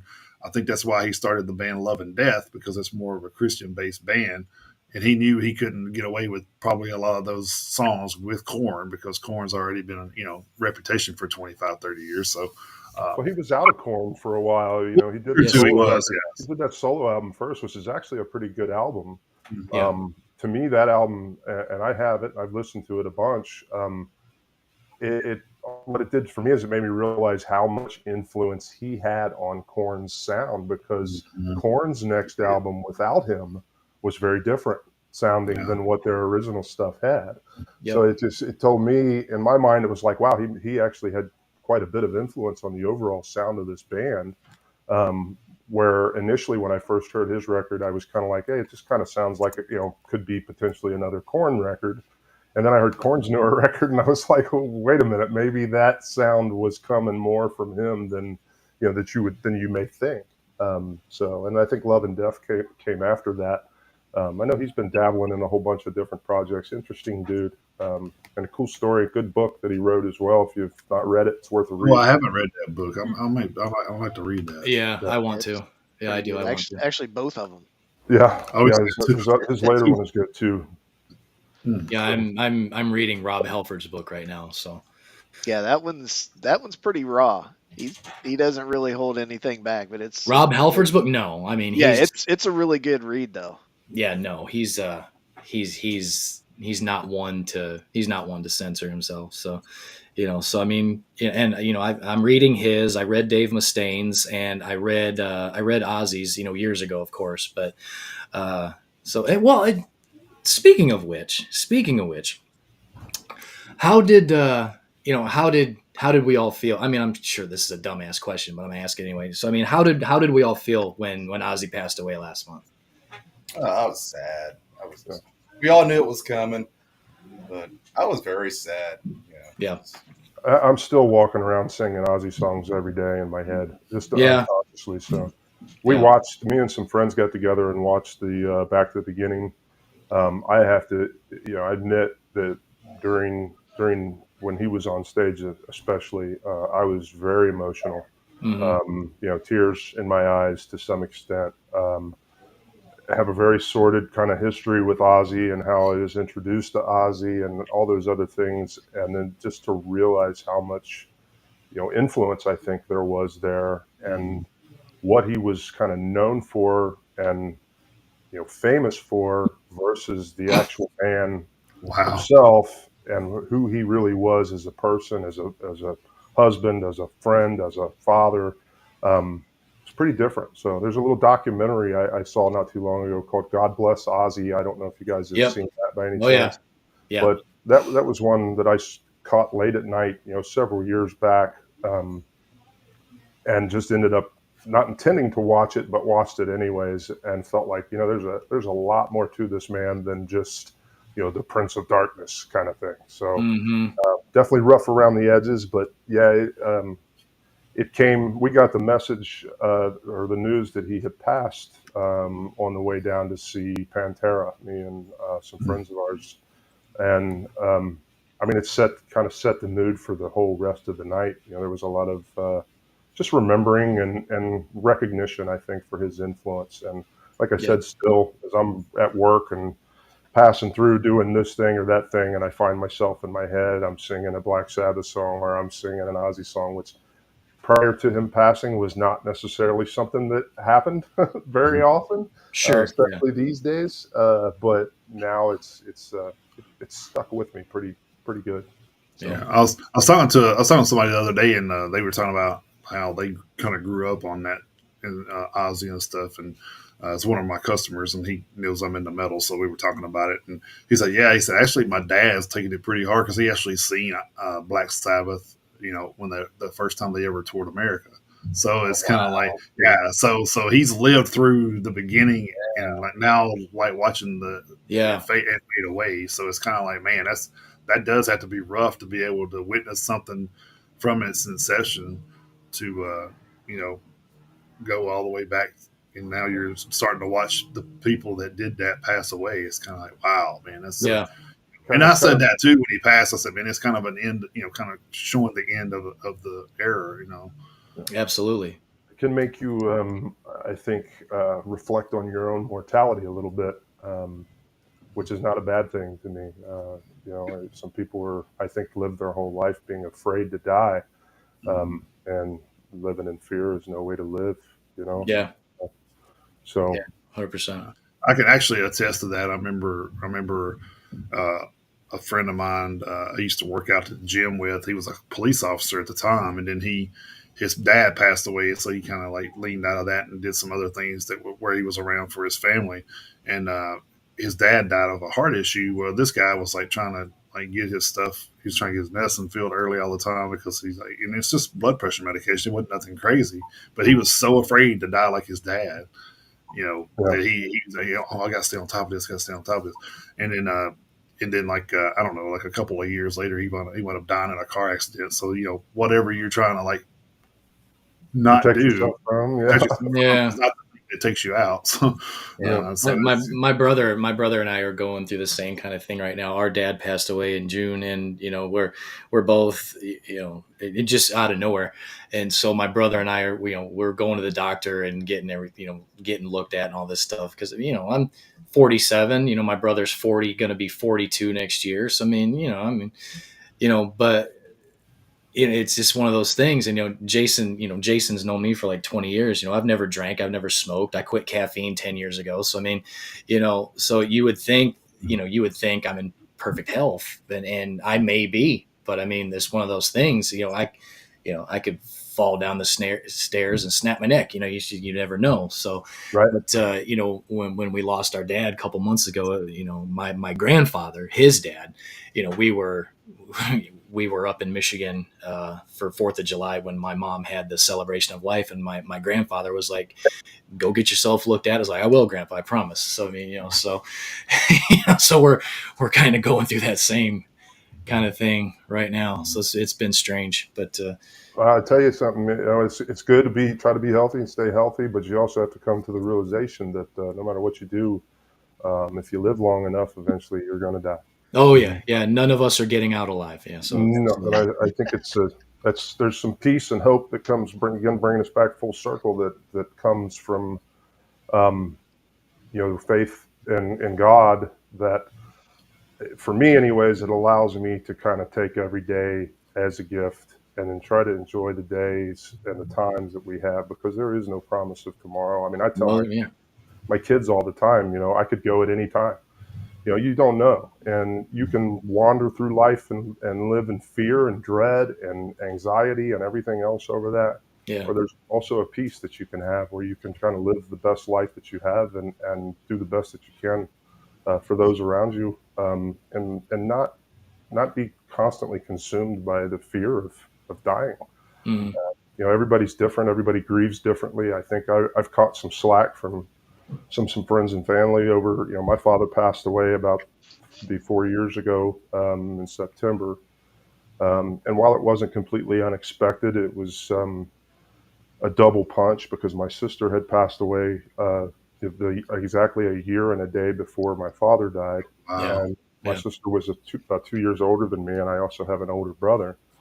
And my older brother has a completely different worldview than I. And for him and I to sit in a room and have conversation, and him to be just consumed with grief and all of these negative feelings, where I don't feel the same way about it. Yes, it Mhm. hurts and all that other stuff, and I'm human and I feel it, but um, I guess, like I said, we all grieve differently, and I try to think of it more of they fought their fight, they ran their race, and now they get their reward for that. So again, you may not believe that, not mean you personally, but someone may not believe that if they don't Sure. have a Christian worldview or whatever, and that's fine.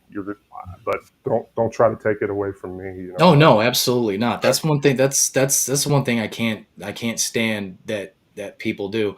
And I know you guys probably remember earlier in the show I confessed to being kind of a little bit more of an agnostic, but I have no problem with anyone believing what they want to believe. I absolutely have no problem with that, you know. So that's one of the things I mean, even back, when I was younger, and I was going to like those Awana programs and stuff like that. I still believe that even back then. It's like I'm me and you're you, and you have a different path that you're taking, that you're going on through your life, and you know so I've always believed that, and that's one thing, even sitting here right now, that I can't stand when people do that. Yeah. And Try to make people feel bad for the way they right, they feel. I can't right, stand that. I can't yeah. stand I'm Baptist. So I'm gonna get drunk later. So it. I am Baptist, but I don't drink. I'm just kidding. So, like, people don't understand. Like, I think you guys being in religion probably know this, but like I'm technically considered a Southern Baptist, I guess. I don't know, but like that's where I was baptized and all that as a Baptist, Southern Baptist church. But a lot of people don't realize, like, they're like, "Oh, you're Baptist. You're one of those." I'm like, "Well, which one?" There's like 17. It's like heavy. Hey, we're like heavy metal, man. There's 17 different genres of Baptists. I Right. mean, Yeah, I think that's you get into more doctrine and that type of thing. That is you do, more yeah. on the religion side of I, thing, as opposed to to me as a more of a worldview thing. Different strokes for different folks, right? yeah.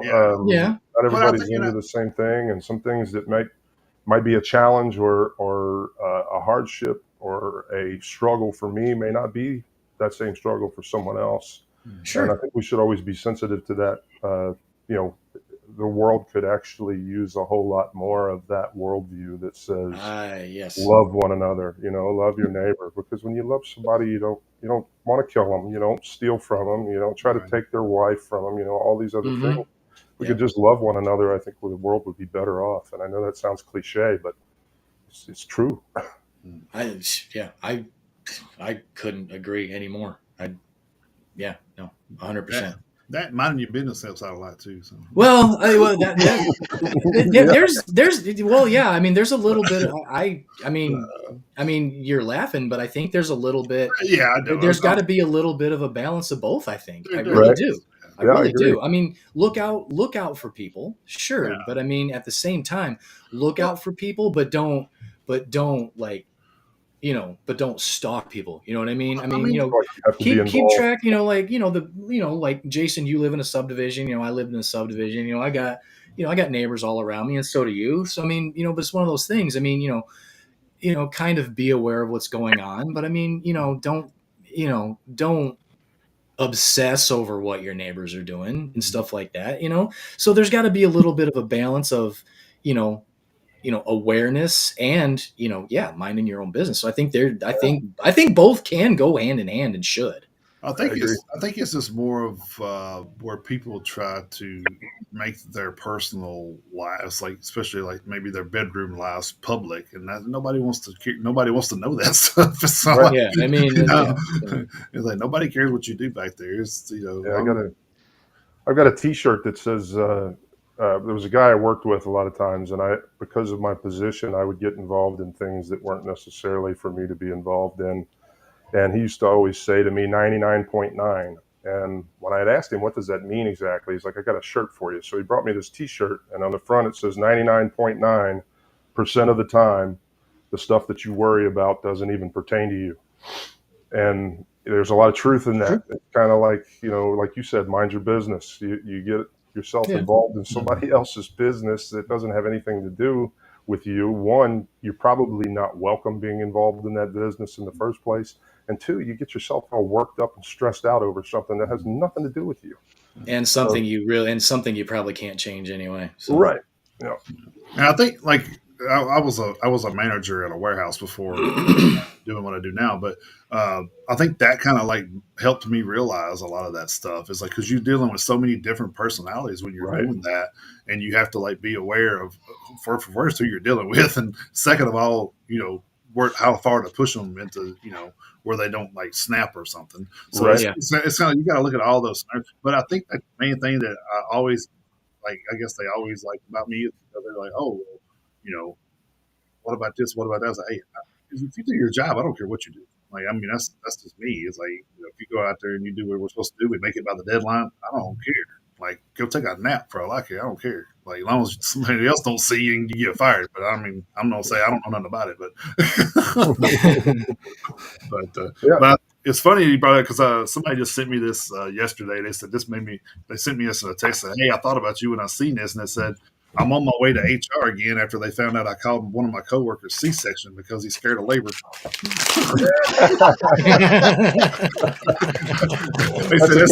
They said that sounds like exactly like something you would say to somebody. Like, wow, really? I'll have to use that. I think I might work with a couple of C-sections. So I guess you guys kind of touched on the album covers a little bit. Did the same guy do all three of your covers, or was it different people? No. The first cover was done by Scott Waters, who works with Rocks Records. Okay. The second cover was done by a couple of brothers. I don't know if you've ever heard of the band The Protests, but they have their own maybe graphic art company or media company. Okay. Yeah, they're a Christian rock band as well. They did the second album cover for us, and the third one, actually, my son did. Well, and I kind of helped too. I added like I said, Leon's little emblem there on the gas mask and the font and the Tribulation. So I had a little bit of part of it in that as well. I do like the logo too of the band. It's been pretty. Mm-hmm. It's kind of like, I don't know. I guess it's kind of weathered and broken and kind of, I guess. A little bit, yeah. I dig it. Yeah, I dig it. Yeah, I agree. Yeah. One thing. Well, Rochelle, you're here, and the funny thing is the reason why I bring you up is because technically you are another first as far as I know. Jason, you can back me up on this, but I don't actually think we've had a band's manager in on one of these interviews yet either. No, I don't think So so. Yeah, no. well, even at Rocket Pod, the manager's not on the screen, so Right. Yeah. They kind of stand off to the side and just let us talk to the talent. So, but so Rochelle, you brought up. I mean, you touched on it a little bit earlier in the show. Now, what are what have been some of the the whole Christian metal thing aside? Because people are like, I'm sure some people are like, no, we don't want to have anything to do with that. So what are aside from that, what have been some of the other difficulties that you've encountered trying to get these guys shows? Well, in the beginning, a lot of it was because I'm not a metalhead, so I had a lot of catching up to do. Okay. When I first started doing this with him, he was still in the demo stage of the first CD. So I helped him edit it, and I had a lot to learn. And in the process of the first CD, Leon taught me a lot, watching them play. And I've had a musical background, but not playing an instrument. And you So, can play a little bit of keys here and there. but, so Okay. then, So not to cut you off. Expound on your musical background a little bit. well, my grandfather was a barber shopper. My grandmother was a sweet Adeline. My grandmother Okay. played organ in church. I sang in the children's choir. I sang in choir in school. So I have a And it, musical ear. I you have just you can't, have an ear. Yeah. Okay. just can't play. So then being a woman also coming into this, having the learning curve was tough in the beginning. Getting the respect, getting people to actually say, hey, I'm a legit, I'm a business person on my day job, I know what I'm doing. So that was a little curve. And then Okay. going out, once the first CD was done, getting people to pay attention that, okay, yes, we're a new band, but we're not a garage band, because the way things happened, as soon right out of the get-go, here's Rock's Records. They didn't have to tour for 10 years to get a record label. Yeah. It just happened. And so through the years, different band members, we ended up with Dorn from Darth Plummer Artist Management. He came into the picture. And then from there to Resurrection. So we've had that background, but then locally getting people to listen to the music. I mean, I went to the Catholic Church because they have these festivals, and they pretty much let anybody play, but the way everything's set up there, you can't really get into that. And the churches that are out in the country, we've played festivals, and the people don't want to get involved. The people don't come because of where it's located. Um, it's just, Or the style of music it may be. yeah, Yeah. there's just so much with it. Unless you are younger, and unless you are trying to just do Christian festivals, it's hard finding them places. It's hard getting people involved. We do better with out of state Okay. than we do in state. Um, there was two in Pennsylvania last year. It was awesome. And we had Tennessee last year. And we seem to do better with people that maybe be recovering addicts, or in the people that churches forget about, Yeah. people that the community forgets about. And those are the people that gravitate towards our music. So where were you guys at in Tennessee? I was just gonna ask that. we were in Cookeville. Okay. And Okay. the, All right. the woman that reached out to me, she's recovered, 15-year recovered addict, and everybody that they work with is, and she has a ministry down there. And in Tennessee, I'm not sure other places, but if a woman has been in prison, in order for them to get out of prison, they have to have a place to go. And if they don't have a place to go, they have to stay in prison until there is an opening somewhere. So she Oh, I has a didn't know ministry. that. Yeah, I didn't know that. These women come, they pour into their lives for up to a year, and then after they graduate from their program, they are able to get back with their children. They help them find homes and teach them how to be parents, and give them the tools to be successful in life. And that was one of the best for me, because I also take pictures and I do all this stuff, and I'm looking through a lens at the same time. So seeing them playing and reacting to the people around them and seeing how they react. And a lot of photographers just get the close-ups of them playing, but I like to get pictures of the crowd. I like to show them that this is what was happening in videos. And so it's a different perspective for me than to be on the stage and to see what they do, because they're so focused on their music. Right. Yeah, that makes total sense. Yeah. So we're actually in Tennessee. That's why we asked you that. So Yeah. we're about 60 miles south of Nashville. So Okay. so Cookville's about a 2.5 hour. yeah, drive. it's about a 2 hour drive from here. But I've been through Cookville a few times. But yeah, because that's where Tennessee Tech is, and then you head out towards Knoxville and Pigeon Forge, and you I-40 Pass right through it, yeah. I-40 goes right through there. So yeah, I've been there a few times. But and it's funny because and speaking of Tennessee here, there's this is the music festival here, Jason. Third year, fourth year. This is their fourth year. Metal Devastation. Yeah. This is their fourth year, and there's a heavy metal festival here. It's actually out in Jackson now, which is west of here. It's between Nashville and Nashville and Memphis on I-40. Yeah. So it's going the other way from Cookville going the other way from Nashville. Yeah. So instead of going east towards Cookville, you're headed west towards Memphis. But a couple of 4 years ago, when they first started, they were playing in a town a little closer to Nashville called Lexington, and they played they played at this local park that had a stage. It was outside. It was next to this lake. It was a really nice park. Yeah.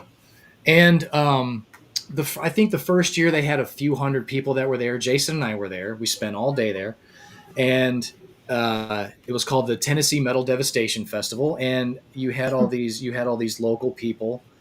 You had all these local people there who were protesting the festival because they were concerned about a portal to hell being opened up by the festival. And I wish I was making that up, but Well, that happens all the time. Yeah, I mean, the Real danger. Yeah, the world is full of portals to hell. You don't want to step in one, but you don't want to get in. You don't want to get any on your shoe because it won't come off. But so there was a small contingent of people there who were protesting the festival because of the and. Steve, you were talking about it, in the 80s, the satanic panic of the 80s and everything, back when, all that, everything in the mid 80s was going on. But so there was a small group of people that protested the festival. Well, like I say, we went to the first year. It was a super nice day. It was like the first or second week in October. I mean, the sun was out. I mean, it was a nice, cool day. We weren't boiling in the sun or anything. Jason actually forgot to bring warm clothes, and when the sun went down, he was cold. So, because it was the beginning of fall, and it got cold when the sun went down. But I mean, there was security there. There were no fights. No one got drunk. Everyone, when they left, they picked up all their trash, and everyone had a great time. I mean, there were bands there were all sorts of bands there across all genres. There were hard rock bands all the way up to death metal bands, but these people were protesting it. It went off fine. And it got so bad that the second year, the organizers moved the festival out of that town and they moved it a little further west to Jackson. And it's been this is going to be their third year that they've been at Jackson. So, I mean, they're kind of the organizers are dealing with kind of the same thing, probably on a slightly bigger scale, since they're trying to put on a festival, than probably some of the stuff that you have dealt with trying to get these guys a show. Having said that, how much of that, and because you mentioned it at the beginning of the show, how much of that have you actually run into trying to get them a show, and to what degree? I mean, how upset have some people been at you trying to organize a show there for a metal band, even though they're a Christian metal band? I mean, have you literally run into people who have been upset at you trying to get them shows? I think what I see more than anything is we've had so many opportunities to play somewhere where people are trying to make these festivals happen. And we Yeah. have one in Akron right now. He's tried for 3 years to put something together, and he gets more resistance than we do. So it's the people trying to have the festivals and the shows, and they're the ones that, I mean, there's a band called Chains Off that we're friends with. Okay. He's had a festival probably 4 years in a row, and getting people to come, getting sponsors to help with the financial side of it, getting vendors to come. It's so much work on them to try to get these things to happen, and then we go and there's hardly. I mean, there's multiple bands there, not just us, and there's nobody there. So they play to nobody. We played the cicadas. Yeah, Oh, jeez. literally. Wow. We That's had some this that's awful backing vocals, man. Yeah, it really is. But it's true. It was like 100 degrees parking lot we were playing in at a bike store, motorcycle bike store, Okay. which was closed that day for whatever reason on a Sunday. And they played to cicadas because it was the worst part of summer, and we were all being pelted by these cicadas while Oh, they were yeah. Wow. Yeah. the show. But Well, it's I mean, Jason, that kind of saves it. Well, that might actually save us from the road story question, but you but know, every so I mean, we've played in Arkansas. We've played a lot of different places, and wherever we go and that actually happens, the people that are there are wonderful people. It's worth every cent that we spend getting there, the time that they spend practicing. Um, it's for me, it's been great because of all the people that I meet sure, and the connections that we make, and the connections that we make last. They're not just something that you meet them once and you forget them. These people right, like Rob Lowe that was on here, he befriended us before the band ever went on the road the first time, and he says good morning, and I'm pretty sure he probably reaches out to everybody, and it's multiple bands, it's not just us. I yeah, mean, the people that we meet, they keep in contact with us, they message us, they follow us. Mike, I can never say his last name. Trinopole. Trinopole. He's followed us for years, and every show that he can possibly be there, he's there. yeah. See, that's And awesome. Yeah, I think it's like that for a lot of the bands that we're associated with. They, it's more, we do this not for money, it's more for reaching the people that people don't care about.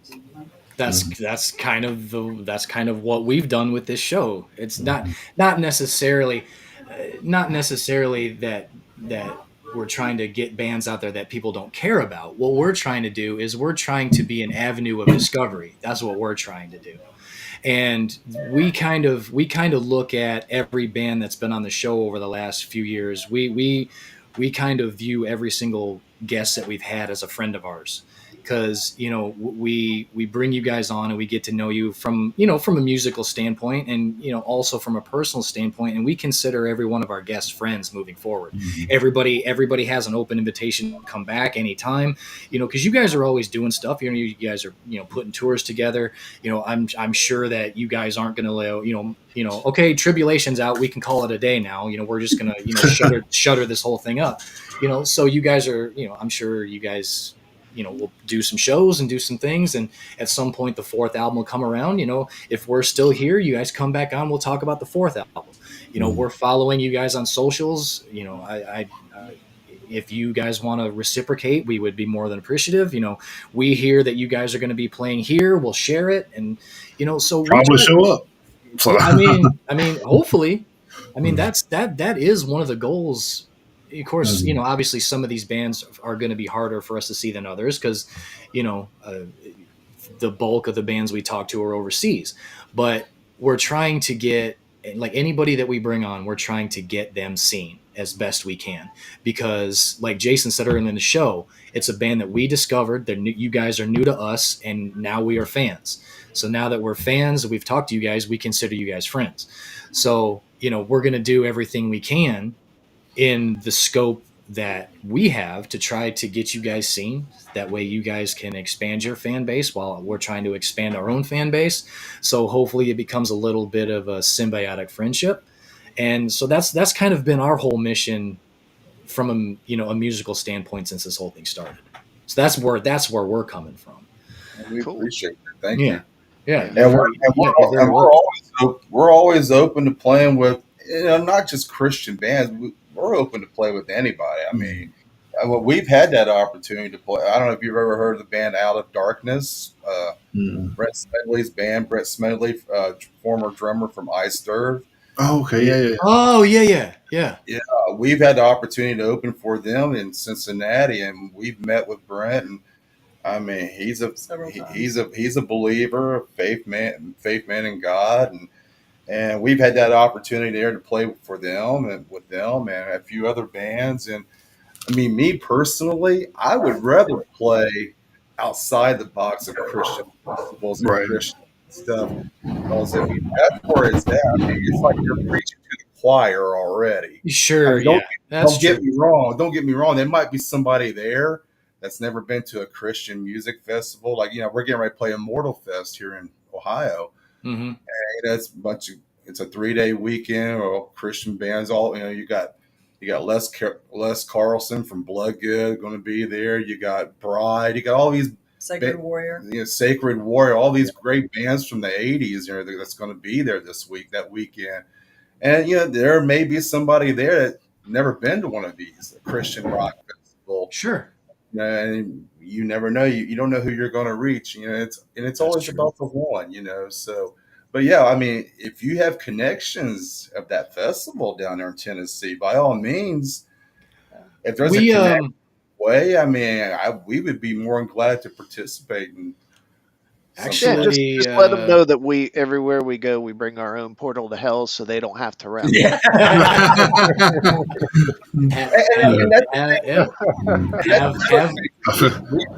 We have reached out to festivals like that, and they get kind of a little worried because they're afraid we're going to come and chastise the audience, and we're going to hurt the beer sale and all. No, we just want to rock. We're going to come melt your faces off. That's all we want to do. Actually, I probably could talk to. I mean, the organizers, their names are Zach and Raven. And so I could probably, obviously it's too late for this year because it's already August and the festival is in October. But I will actually, I'll send them a message and let them know because we've actually forwarded some band information on for a few of the guests that we've had. Mm-hmm. And when one of our guests actually got booked on the festival. Mm-hmm. Cool. So yeah, I'll let Zach and Raven know. And when we follow those guys too, so when they put out their submission stuff, we'll be glad to pass that on to you too. So yeah, right, absolutely. Absolutely. Have you guys tried to get on any of Danny Wimmer's stuff up there? Because I know he does too in Ohio. So Danny Wimmer, he does the Incarceration. And then that's a huge. There's a lot of big bands there. I don't know. Well, I mean, they have a local stage too, though. So I mean, they do. Oh, do they? Yeah, I've never been there, and I really don't know who to reach out to for that. I mean, they have a. I think you can do it from their website. Actually, I think so. Yeah, I think so. Okay. Yeah. So well, and I mean, you guys are. I know he's. It's just Danny Wimmer Productions, DWP. So he's got all of his stuff in one bucket there. But well, and the funny thing is I mean, you guys are in the Dayton area, so I mean, even Louder Than Life's not too far away. Yeah, just to true. Take a quick trip down 75 to 71, and you guys will be in Louisville. So Sonic Temple's his too, and it's up there. So yeah. So you guys are actually in a pretty decent spot to be around a few of those. Yeah, I actually drive right through Dayton when I'm going back home because I'm from Ann Arbor. So when I'm going home, I actually drive like right through there. So, one thing about driving through Ohio, we're gonna need y'all to do us a favor and pray over the roads, man. Y'all didn't. Oh my goodness, it's a mess. I-75. We went to Mackinac Island one year, and then the following year we went to Detroit. And I told my wife, I said, "Man, wasn't they working on the same road last year? Like, yes, it's like they're working on the same road." I was like, "What?" I-75 is never not being worked on ever. Well, I don't go through the area that often, but I was just like, man, that's just a year ago. I seemed like it was the same way because I remember they had like this little like express pass thing, and it was like all blocked in. And my wife wouldn't drive in it because she hates being enclosed next to the guardrails and stuff. She don't like that. So I was driving in it, and she woke up. She goes, "What are you doing?" And I'm just like, "I'm trying to get through this thing as fast as possible." Like I said, because that side is horrible, and I feel like I'm on a railroad track. So, In case you were wondering, it's still under construction. Oh yeah, it is. No, absolutely. I was just through there at the beginning of July, and it's terrible. It's the never-ending construction. No, the messed up thing is I-75 is kind of the same thing like 94, because 94 runs from Detroit all the way across the Lower Peninsula, all the way over towards Kalamazoo before it circles down and goes around into Chicago. And I've always made this joke, is like they'll start I-94 in Detroit, and they'll pave it all the way across. Because by the time they get to Kalamazoo, they got to go back to Detroit and start all over again. Yeah. And so I mean, 75 is the same way. I've been driving that corridor ever since the 90s, going back and forth between here and home. And it's like, if it's not Dayton, it's Cincinnati. If it's not Cincinnati, it's somewhere along there. But I mean, that's that metropolitan area, that Cincinnati, Miamisburg, Dayton, all the way up to Troy, where it goes back down to 2 lanes. Something is always being paved up. That's like here. Somebody told me the other day that 65 was being approved to do 3 lanes all the way down from the 840 exit all the way down to the border. They need to do that. And they said they have 10 years to do it. I said, well, hell, in 10 years, you're going to need 4 lanes. That's true. That's true. That is true.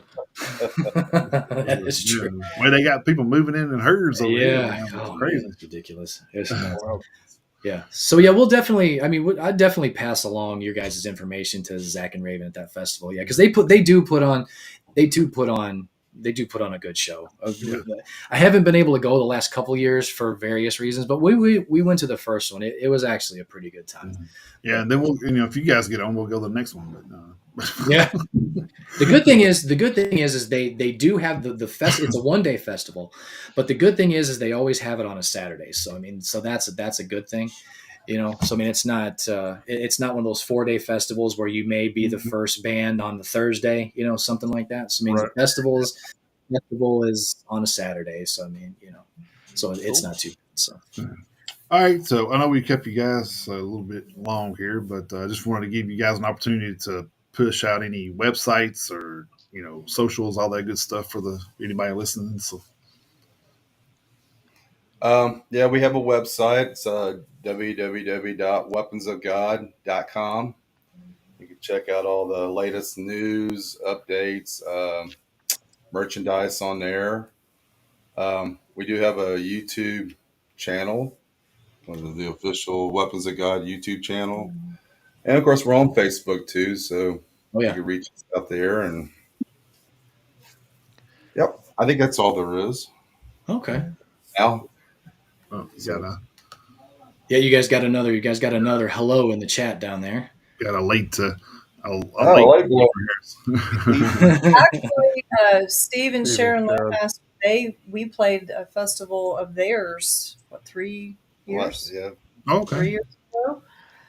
Up in the Botkins, Ohio area. Oh, yeah. Okay. I've been through there too. 75 goes right through there. It does. Yeah. They're one of them that we were talking about because he puts his heart and soul into what he was doing, and the community was it's hard getting the communities to back him. Yeah. See, it's just, I mean, it's oh man, I get kind of flustered by this, because I mean, it's really just unfair. I mean, just because, we're metal fans and you guys are in a metal band, there's just this immediate dismissal. It's like, you guys don't even want to give it a chance. I mean, so it's hard, and it's just ridiculously unfair. Yeah. Yep. Try not to focus on it too much and just enjoy the opportunities we do get to play. Right. Yeah. Well, I mean, before we go, speaking of that, I mean, Rochelle, what do you guys what do you have rounded up for the guys in the near future? Well, right now it's just Immortal Fest because he's getting ready to have a lipoma removed from his shoulder, so he's incapacitated Okay. a couple months. But after that, anybody, anywhere, can contact me. And Anytime, anywhere. Okay, well that's good to know. So we actually we do have we've got a friend of ours down here who organizes some shows. We'll let him know about you guys too. Yeah. Yeah. Yep. Yeah. Ironically enough, as it so happens, the venue that he uses more often than not down here is actually a converted church. Yeah, exactly. Yeah, Cool. yeah, it is. We'll It's play in your garage if you want us to. Well, so you may want to like not to hold us to that because we actually I mean I would do it. we actually went to a show in a venue we never heard of. It was called the Laundry Room, and we show up and it's exactly what it was in. It was in this guy's garage in his laundry room. I'm just like, what? Yep. Yeah. I mean, and there was a good, 15, 18 people there. It was on a Tuesday night. It was on a Tuesday, It was on a Tuesday night, so you can take that for what you will. But yeah, it was a converted one car garage turned into and there was a washer and dryer over in the corner right next to the sound booth. Yep. And there was a stage, and I mean, the funny thing was he had like a venue capacity thing on the door. I mean, it was legit. So I was like, wow, this is the strangest thing I've ever seen. So I was like, well, That's what you want to whatever intimate shows. Yeah. So and the funny thing, Jason, is we probably could. If they just happen to be passing through the area one of these days, we could probably have them just stop by one night and play there. So never say never. That's definitely true. Well, I will say, if you're up in your Michigan area, we have people up there that have been wanting us to come up, like Larry McCoy, and that hasn't worked out yet. So Okay. that is an area where we've got people wanting us to come up. Nice. Well, that's good. That's good. Well, I hope that works out for you guys. If you do have people who are interested, that's a good thing. Even if something hasn't materialized yet, at least there are people who are interested. That's like the first part of it. So that's actually a good thing that you do have interested parties. So the rest, I guess, is just ironing out details. So. Right on. It'll probably happen kind of like I do with some interviews. It's like, I think we did Halo Scars that time. I think I hit them up in like an August or something, and then like never heard anything. But we'll get back to you, and I never heard anything back, so I just blew it off. I'm like, yeah, whatever. So then like November, they're like, hey man, we got some time if you want to do that now. I'm just like, who is this? It was like 3 months later. So, yeah, and lo and behold, that's a band that's been on the show twice. We've actually gone up to Nashville to see them, and I've seen them about 3 or 4 times. So yeah. So we've actually become pretty good friends with that band. So you never, they're from Knoxville, so they're only about 3.5, 4 hours away. They've come here, we've gone there, so it's actually worked out. We kind of built up a good kind of friendship with those guys. So it's kind of nice. It's even a relationship where the singer will send us vocals and stuff. Say, hey man, what do you think about this? And I'll be like, yeah, it's pretty badass, dude. Yeah, we've gotten a little bit of a sneak peek of new music and stuff like that. So he'll send us little teasers and ask us what we think. So I think that's pretty cool. And my sister's, I'm like, oh, that's awesome, dude. Like you think enough of me to ask me for my opinion like that? That's pretty cool. Exactly. So, yeah. Cool, So yeah, this whole thing has been cool, and having all the bands come on, but getting to know everybody, guys like you. Everybody from the band came on, even though Ed has said 2 words the whole time, but but he's given plenty of thumbs up, so I'll take it. Yeah, but, he said I'm a player, not a talker. That's right. Yeah, so he lets his instrument do the talking. So that's right. But it's been, and like I said, Rochelle, you're the first person who's come on the show that's been able to kind of give us a first person perspective on kind of, what it's like to, get these guys on stage. And so it's been really great to have all you guys, and you especially, Rochelle. It's been awesome. Thank you.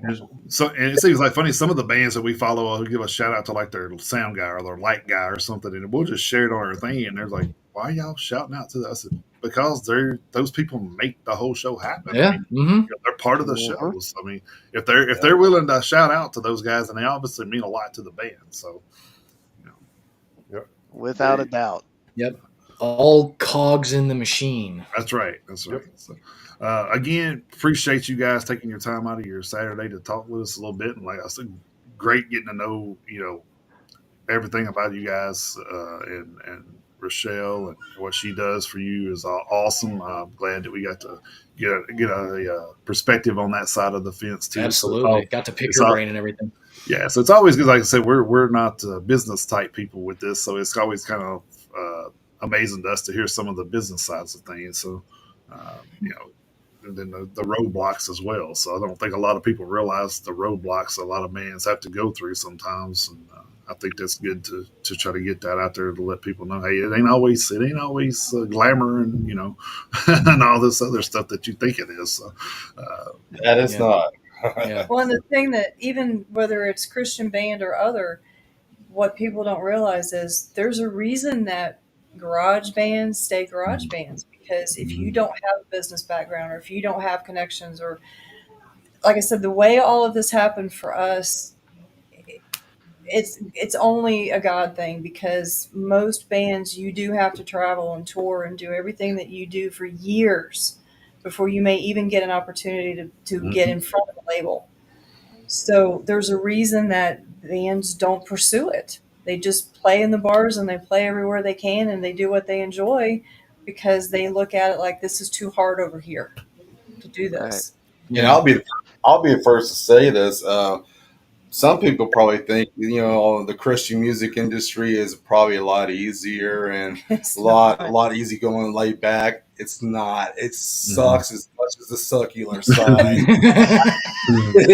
I'm telling you, you have It's your hard. a-holes on this side just as well, and I'm being brutally honest about it. I It's mean, hard. it's hard. It's tough. It's Actually, you know the funny thing, I actually, now that you mention it, I would think it would actually probably, I could imagine it being a little more difficult because of like everything we've talked about during the show about how, you know, you put the Christian metal label in front of it, and I guess Ed just left, but He's but, like, this is getting too hard for he me. didn't even say goodbye. So, Son may have died. he had to go poop. Hey, we've had to take bathroom breaks before too. I wouldn't blame you for that. But I could actually imagine it being potentially being a little more difficult being a Christian metal band, because not only do you have to get over the perceived stigma of just being a metal band, you guys also, by your own admission, have dealt with the Christian aspect of it at the same time. So I mean, you guys to a certain extent probably have like a double whammy that you have to deal with. So I can imagine that it would probably be a little more difficult instead of being more laid back. So I can imagine the perception that it would be more difficult would be a little bit more apt. I can kind of understand how that could be true. You're Unfair and unwarranted, but true. I could see that. they're under the radar more too, because Yeah. they expect Yeah. you have to do everything a certain way, and if you Mhm. don't, well, then you're not what you say you are. So it's a Right. lot harder. Yeah, I can Yeah, see. we're not allowed to be human. Right. Yeah. You can't say poop during an interview, Steve. You Now can't. you know what I deal with. Well, I mean, you can on this show. You can on this show. Yeah, I think with any band, it's comfortable and it's easy to stay within the confines of your garage or your basement, and it does take that extra effort and the work and the courage to be able to put your stuff in front of everybody else or in front of the public and expose yourself that way, because Yeah. with any piece of art that is created, you always run the risk that somebody's not going to like it and they're really going to let you have it for creating whatever you did. Yeah. So yeah, and then there's also the business side of things, and then naturally there's the people side of things, which can often be a whole nother layer of trouble. Absolutely. Yeah. Well, the thing No, is, no. like a lot, when you hear these things, you're like, to me, it's like you would think that more doors will be open with a lot of the bands that are out there. But I think a lot of people may not realize some of those bands are Christian bands that, like, say, Under Oath, or, I'm sure Demon Hunter, everybody knows that by now. But I'm sure in the beginning, nobody kind of figured it out until later on in their, in their career, where they were probably already famous or something. But I mean, like I said, Under Oath, Fit for a King, August Burns Red, all those guys are considered Christian metal bands. So I mean, you would seem like with those bigger type bands, playing to thousands of people, there would be a little bit more of a opening there for bands. Yeah, you would like to think. I mean, well, I mean, I think a lot of be it a too is maybe cooperation instead of a competition. exactly. yeah. And I think a lot of it too may be who brings you on tour with them. That may be the point there is Killswitch took a lot of those guys on tour with them. The last round that they did. So and I didn't even realize August Burns Red was a Christian band until then, because he said it on the thing, and I'm just like, oh wow, I didn't even know that. I knew Fit for a King were considered a Christian metal band, but like I said, sometimes you hear their lyrics and you're like, really? but And there's another thing, the aspect of it that a lot of people don't know, but in order to play in a lot of the venues, you have to pay to play. Oh yeah. We've talked pay to about play. that a lot. Yeah, so a lot of people don't know that part of it. No, and that's good that you guys take that stand. Because all of them should, because if more bands take that stand, then they won't have a choice. Right. So one of our very, very early guests on the show, one of our first few guests, went on quite the lengthy diatribe about that very thing. Yeah. And don't get me wrong. He was right to do so, but I'll just say that he was very passionate about the subject. Yeah. And it's messed up. So yeah. And what was so funny about William is he wasn't the on-screen interviewer or anything like that with any of the interviews that band was doing at the time. He didn't do any of that stuff. He left it to the lead singer and the other members of the band. He was just always on the outside, never on screen, but you could hear him. And he finally walked on screen. He was like, "No, this is how it is." And I'm like, "Oh wow, okay, this guy's he got up on the pedestal and started talking about all that stuff." Well, that pay for play thing came up, and he was off and running. Oh but, yeah. Like I say, he was right. He was right to feel that way, because I mean, I think I think it's bullshit, that you guys have that caveat thrown at you. I don't think it's right.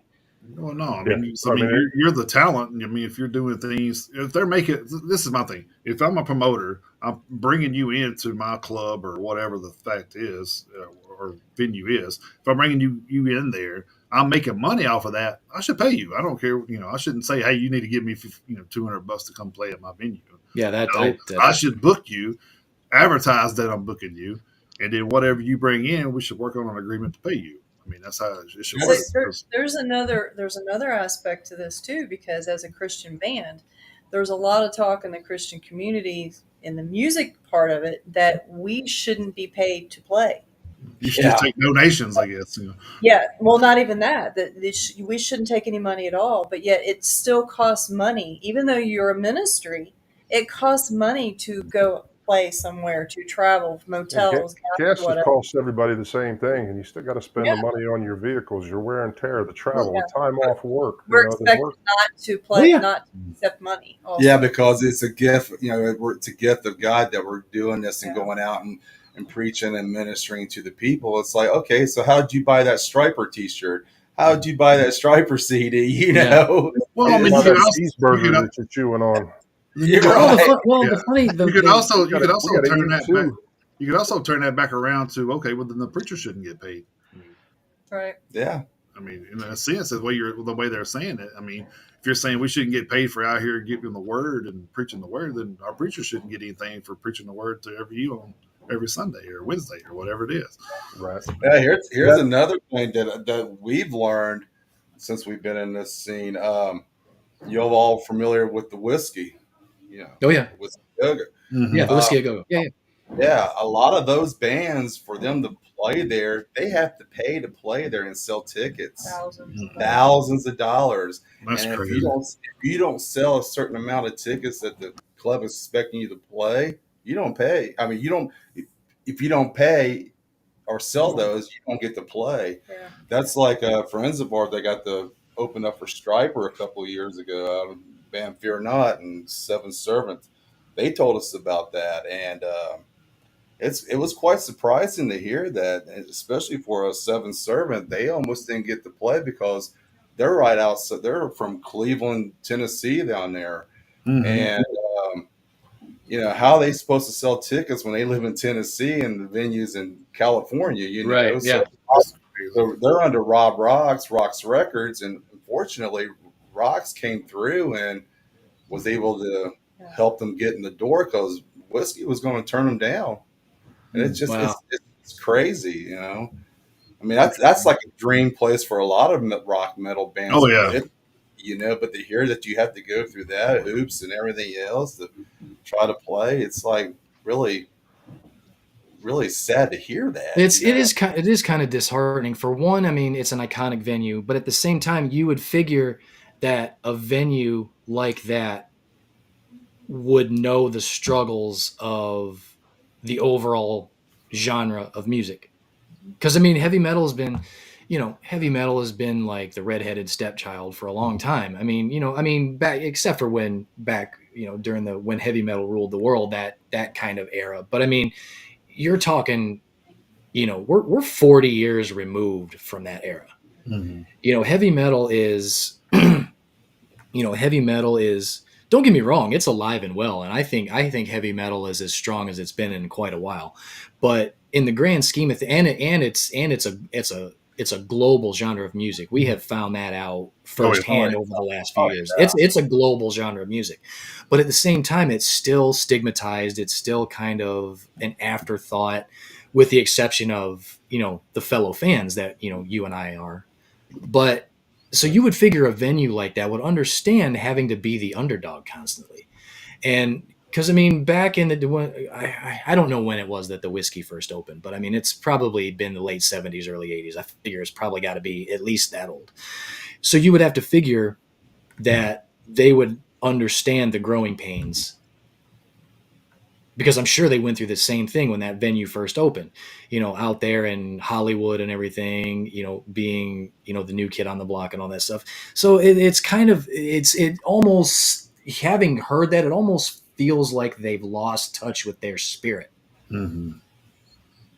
So that sucks. I hate to hear. I mean, it could be different management now than it was then too. So I mean that it could be, but but still at the same time, I mean, it all boils down to, and we all know it. Money is the root of all evil. We know it is. no. We know it. We know it is. Yeah, we know it is. Yeah. That's ridiculous. All right, gang. I know I was done. I got a next. Yeah, go I ahead. got a message from Ed, and he said, "Please offer my apologies. His phone died." And he said, "Thanks to the guys and for your time." Oh, Yeah, that's man. That's no problem, man. It's no problem, man. We appreciate it. We were just ribbing on him anyway. We didn't. We thought usually when people bounce like that, it's usually for some good reason. Right? Yeah. We've Yeah. definitely had our fair share of equipment issues on these live streams before. So We've actually been on here for 3.5 hours with one of our guys that we talked to a lot from Extinction AD, Rick Jimenez. He was just like, dude, I'd stay here and talk 2 more hours, but I got to go to the bathroom. And I was like, well, I can feel you, brother. I'm getting to that age too where if it hits me, I got to go. So, yeah. So yeah, nature. We've had plenty of moments where we've had to just, where nature has called. It is what it is at this point. So yeah, it's no problem. It's one of the crazy things about doing live shows, and I kind of did that. We talked about when we were doing it before, is like, you want to do live or you want to do recorded? And I said, I want to do live because I want the raw, organic feel of absolutely. If something goes wrong in the show, if something's, anything that goes on in the show is part of the show. I mean, that's right. It's and then too, as I always, I'll say this 100 times, is I think editing is can sometimes backfire on you, because a lot of times a band may be like, well, oh man, I wanted you to keep that in there, or something like that. So it's like, hey, if it's all in there and it just all goes out, then it all goes out. So Well, I mean, we're literally offering the true spirit of the show by doing this, because I well, mean, yeah, I'm sure you guys can attest to the fact that you guys get up there on stage. Sometimes, an amp goes out, a cable falls out, something goes, something goes yeah, wrong. So I mean, Most guitar we're players break a yeah, string on the same song. yeah. So I mean, This so I has mean, happened.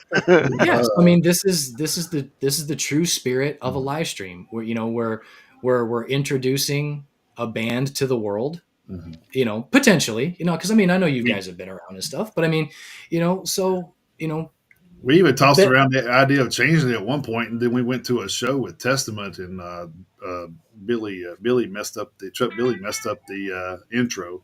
They yeah, were playing one song, and he was just like, "I know what we're playing," and he was like blowing it off and stuff, and it was funny. it He was was screwing around. hilarious. Yeah, because he missed his cue to start singing, so it was like, So even yeah, the pros have their that's right, moments. So that's it's one right, of those yeah. things. So So I Oh was yeah. just like, yeah, you know what? It's got to stay organic, man. yeah. It's got to.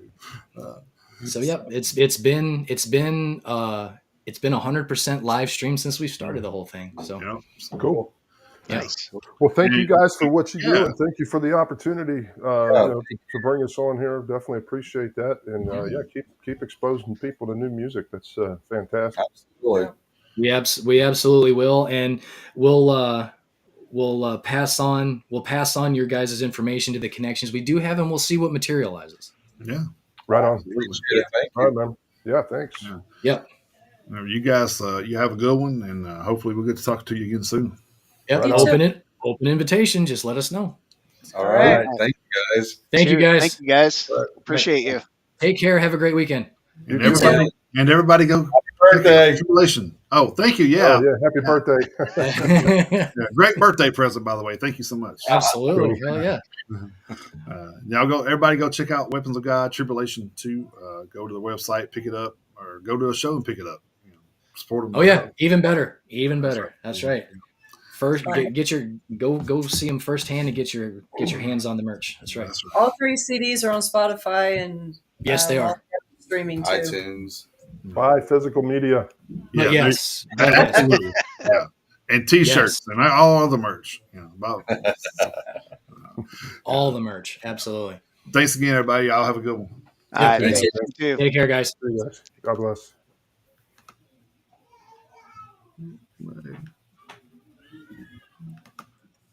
Get 'em all Yeah, off. that was awesome. It- That it- was a it- fantastic interview. It was so glad. it was way more than I expected to. I was like, with like we talked about dealing around the subject of Christianity, I didn't know how long or short it would be with that being a touchy subject with most people. So I mean, like I said, luckily I've been in church for a good bit of my life, so it's kind of kind of got a little bit of a experience to bring up certain topics and stuff. So Yeah. Well, the funny thing is it is unfortunate that it's a touchy subject. it is. Because I'll be completely honest. Like when I told the guys in the band that I was more of an agnostic than anything, there was a little bit of apprehension on my part to tell them that. Not that I felt like they would be judgmental or anything, but because I knew they wouldn't be, but it's still just one of those things that there are topics that are kind of tough to talk about in the general sense, because I mean, because like people's religious beliefs, people's political beliefs, and stuff like that. I mean, they're held pretty deeply, and for a good reason, because they're very personal. they're very personal, which is also why, like, during the interview I said that I can't stand the fact when people are made to feel bad about who they whether you're a Christian or a Buddhist or whatever.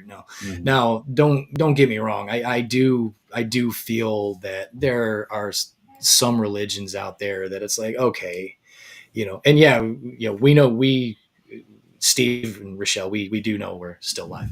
So, but yeah, so, and it's cool that you guys are hanging out. That's totally fine. But so it does suck when people are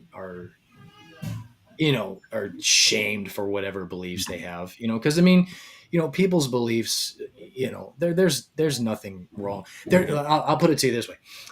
There's nothing wrong in a vacuum. There's nothing wrong in a vacuum with people's beliefs.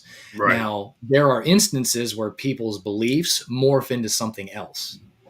That could be a problem. Mhm. But in a vacuum by themselves, people's religious and political beliefs are fine. There's nothing inherently wrong with anyone's religious or political beliefs. It's when people get a little carried away. I'll just say that. Well, Then it can become a problem. it's pushing the beliefs on, trying to push the beliefs onto other people. So Yes. Yeah, and that's a problem. So I mean, no one should be able to, no one should be made to feel ashamed for what they believe and who they want to vote for or whatever. And it's unfortunate that things are the way they are in this country, and like Leon said, in the world right now. right. So I mean, of course, there are there are countries around the world where it's like, this is what you believe, or Yeah, that's or else, and the or else part is a problem, because it's like it gets to a point where it's like, what, it's not that critical where there should be an or else thrown in there. So right.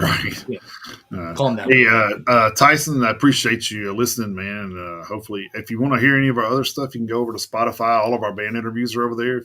They're on YouTube. Yep. Yeah, it's on YouTube as well. So if you see something over there you want to check out, go over there. But yeah, thank you to everyone who came by the chat. Tyson, Steve, and Sharon.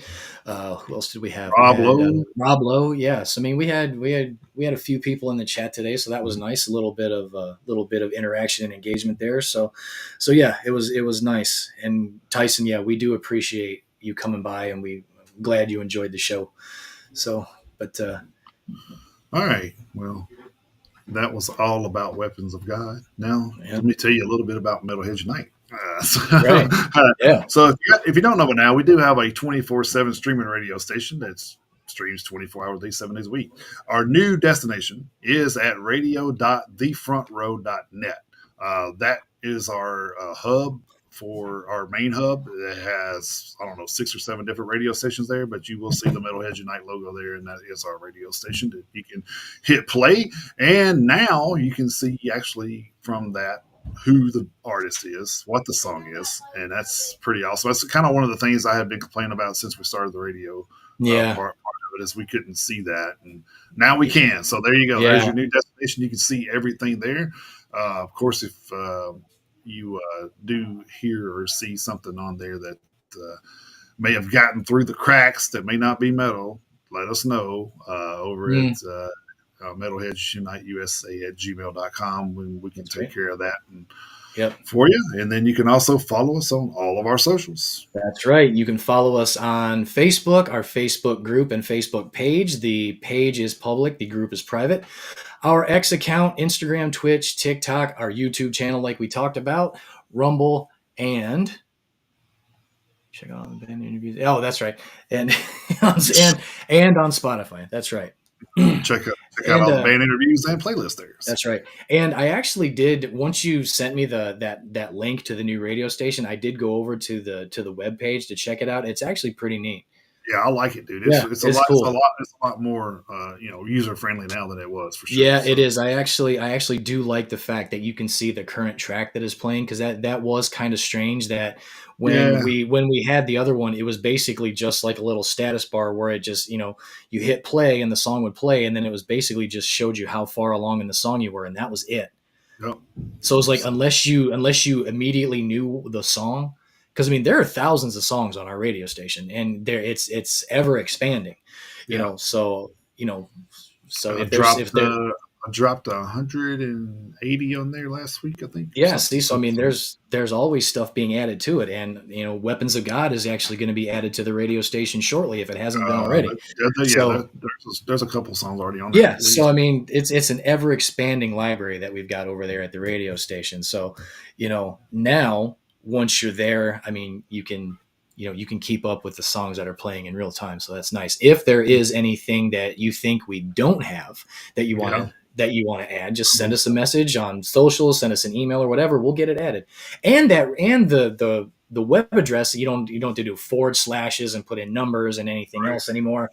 So it's kind of nice. It's a little bit more streamlined now. It'll be a little bit quicker to type in, so it's kind of nice. All right. Hope you guys enjoyed the interview. If you want to go back and check that out later, you can always go back on YouTube and check that out. Twitch is good for 14 days and Facebook's good for 30. But in the meantime of that kind of canceling out, it will be up on Spotify by the time all that ends. So, so Spotify and Rumble before those. Yeah. So those are the only two that I have to edit to put on there because that's the only destinations I can't go to from here. So, right. Yeah. It's not complete. It's not completely seamless, unfortunately. So. Well, yeah, unfortunately. But anyway, hope you guys enjoyed it. Go check out Weapons of God Tribulation. Pick that up over at their website, or go check them out at YouTube and all their other socials that they mentioned there on the show. So that's right. Support those guys as much as you can because they have a woman in behind them, hard at work. What they say behind every man's a hard-working woman or something. I don't know if that's verbatim, but that is the crux of the motto. Or my motto is like behind every man there's a woman going, where the hell you been? I've heard I was broadcasting, I promise. I've heard the one that says behind every man there's a woman rolling her eyes. I've heard that one. Well, that's true too. Especially in my relationship because you know how oh yeah, we've seen your personal Instagram and TikTok. So yeah. Anyway, hope you guys enjoyed it. As far as I know, we'll be back with a regular show next week. For now, we do have a couple of lines in the water. Haven't gotten confirmation back, but if we do, we will pass that along on our socials. So make sure you're following those. Until that, we'll see you next Saturday right back here, 10 a.m. Central Standard Time, 11 a.m. Eastern. That's right. So until then, keep those horns held high. Jump in that pit anytime you can. Have a great week, you guys. Thank you.